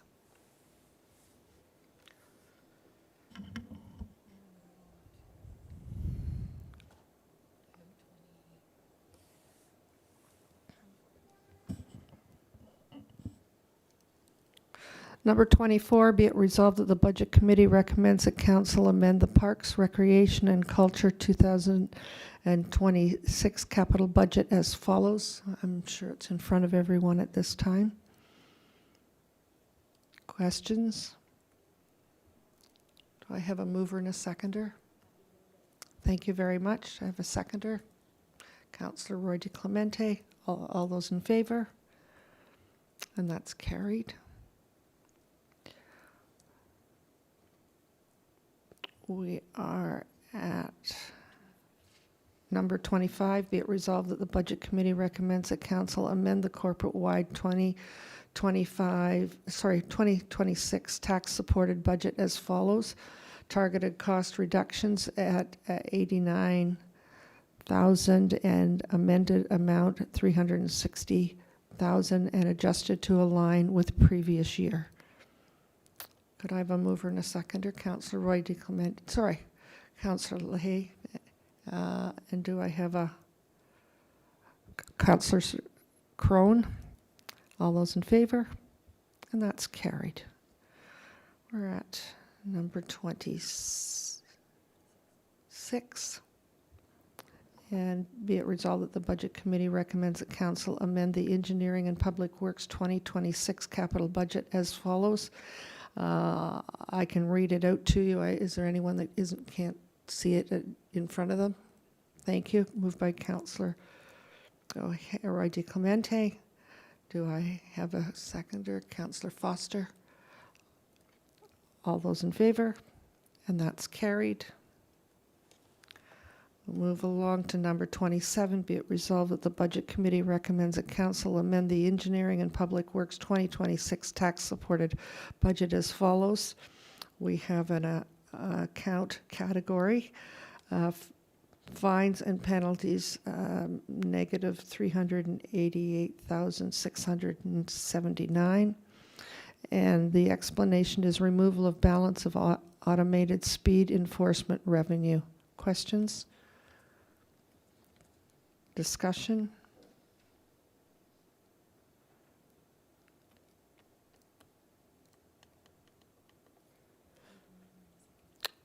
Do I have a mover and seconder? Councillor Leahy, question or a thank you? I have a mover. Do I have a seconder? Okay, thank you, Councillor Roy DeClemente. And this is the removal of the balance of the automated speed enforcement revenue. All those in favor? And that's carried. Madam Mayor, that concludes all the Budget Committee amendments that you were dealing with. You're now on item G, which is committee recommendations. Thank you. And this is to adopt the Committee of the Whole recommendations from the meeting held on November 18th, 2025. Could I have a mover, please? Councillor Leahy and Councillor Crone. Thank you. Be it resolved that Council adopt the Committee of the Whole recommendations from the meeting held on November 18th, 2025. All in favor? And that's carried.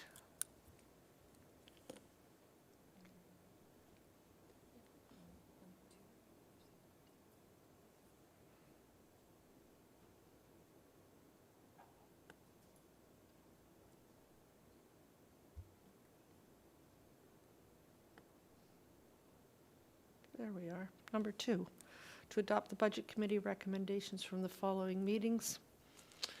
Budget Committee meeting held on November 12th, 2025. Budget meeting committee being held on November 19th, 2025. Budget Committee meeting held on November 26th, 2025.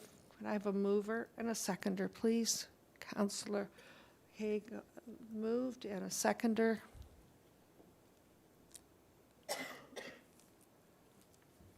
Councillor Crothers. So,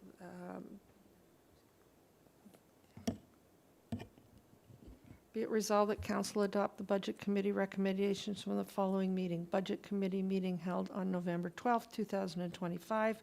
Budget Committee meeting held on November 19th, 2025. Budget Committee meeting held on November 26th, 2025. All in favor? Opposed? It's carried.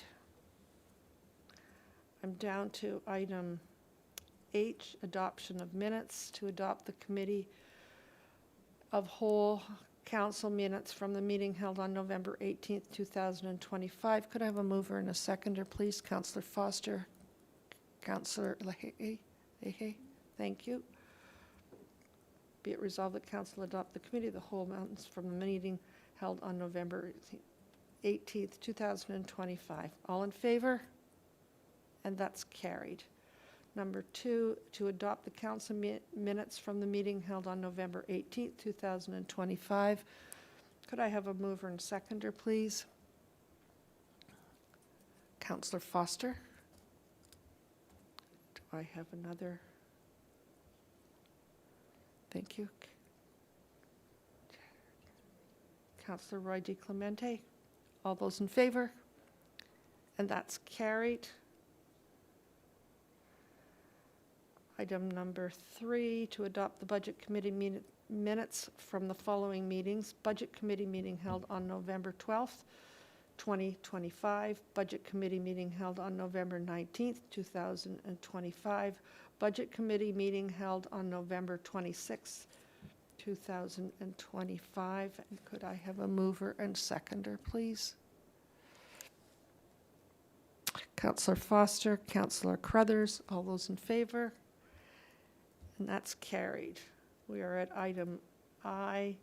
The item I is correspondence for consideration. We have none at this time. And J, bringing us to this item, closed meeting.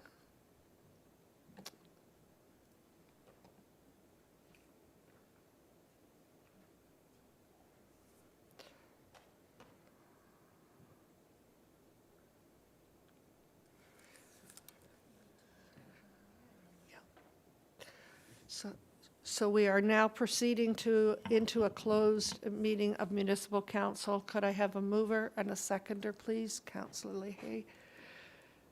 And a seconder, Councillor Roy DiClemente. Thank you. Be it resolved that council proceed into a closed meeting of Municipal Council at 4:13 p.m. to deal with the following matters. 1, the security of the property of the municipality or local board, Municipal Act Section 2392A. IT, related matter, personnel matter about an identifiable individual or individuals. Municipal Act Section 2392B. Committees, groups, boards appointment, accessibility advisory committee, committees, groups and boards resignations, active transportation and trails advisory committee, arts and culture advisory committee, appeals committee, and personnel matter. All in favor? And that's carried. Madam Mayor,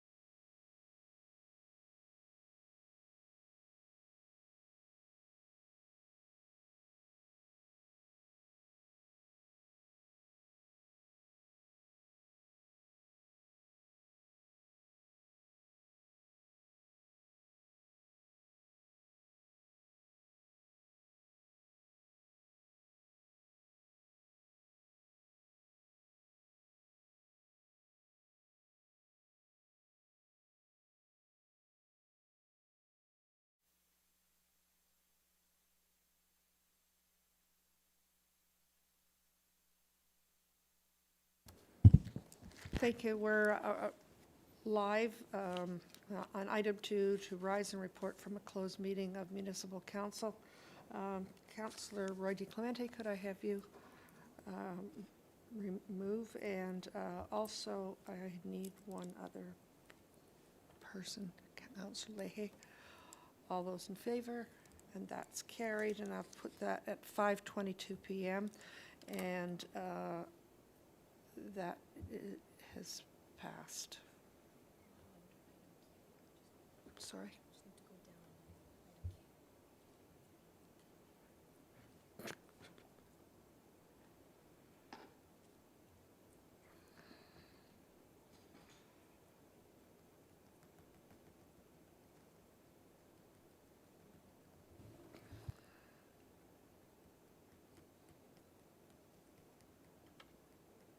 Okay.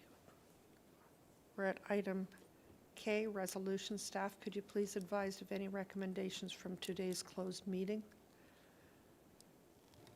Through you, Madam Mayor, there are a number of recommendations associated with various different advisory committees, and they are noted and highlighted in blue for your consideration. Thank you.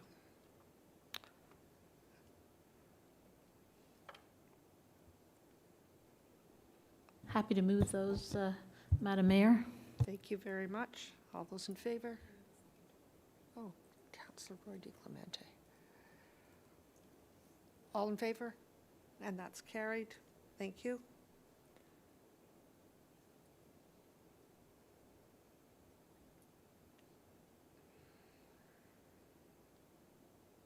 And our adjournment. Madam Mayor, the next item is item L, reports, which there are none at this time, and I believe following that is M, bylaws that are none at this time, and other business none at this time. And then you will be at item O, which is your confirming bylaw. Thank you. So you would need a mover and a seconder for the confirming bylaw. Yes. Councillor Foster, thank you. Councillor Roy DeClemente, thank you. All those in favor? That's carried.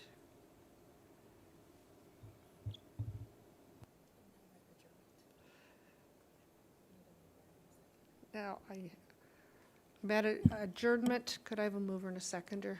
Councillor Foster, Councillor Leahy, all those in favor? And that's carried.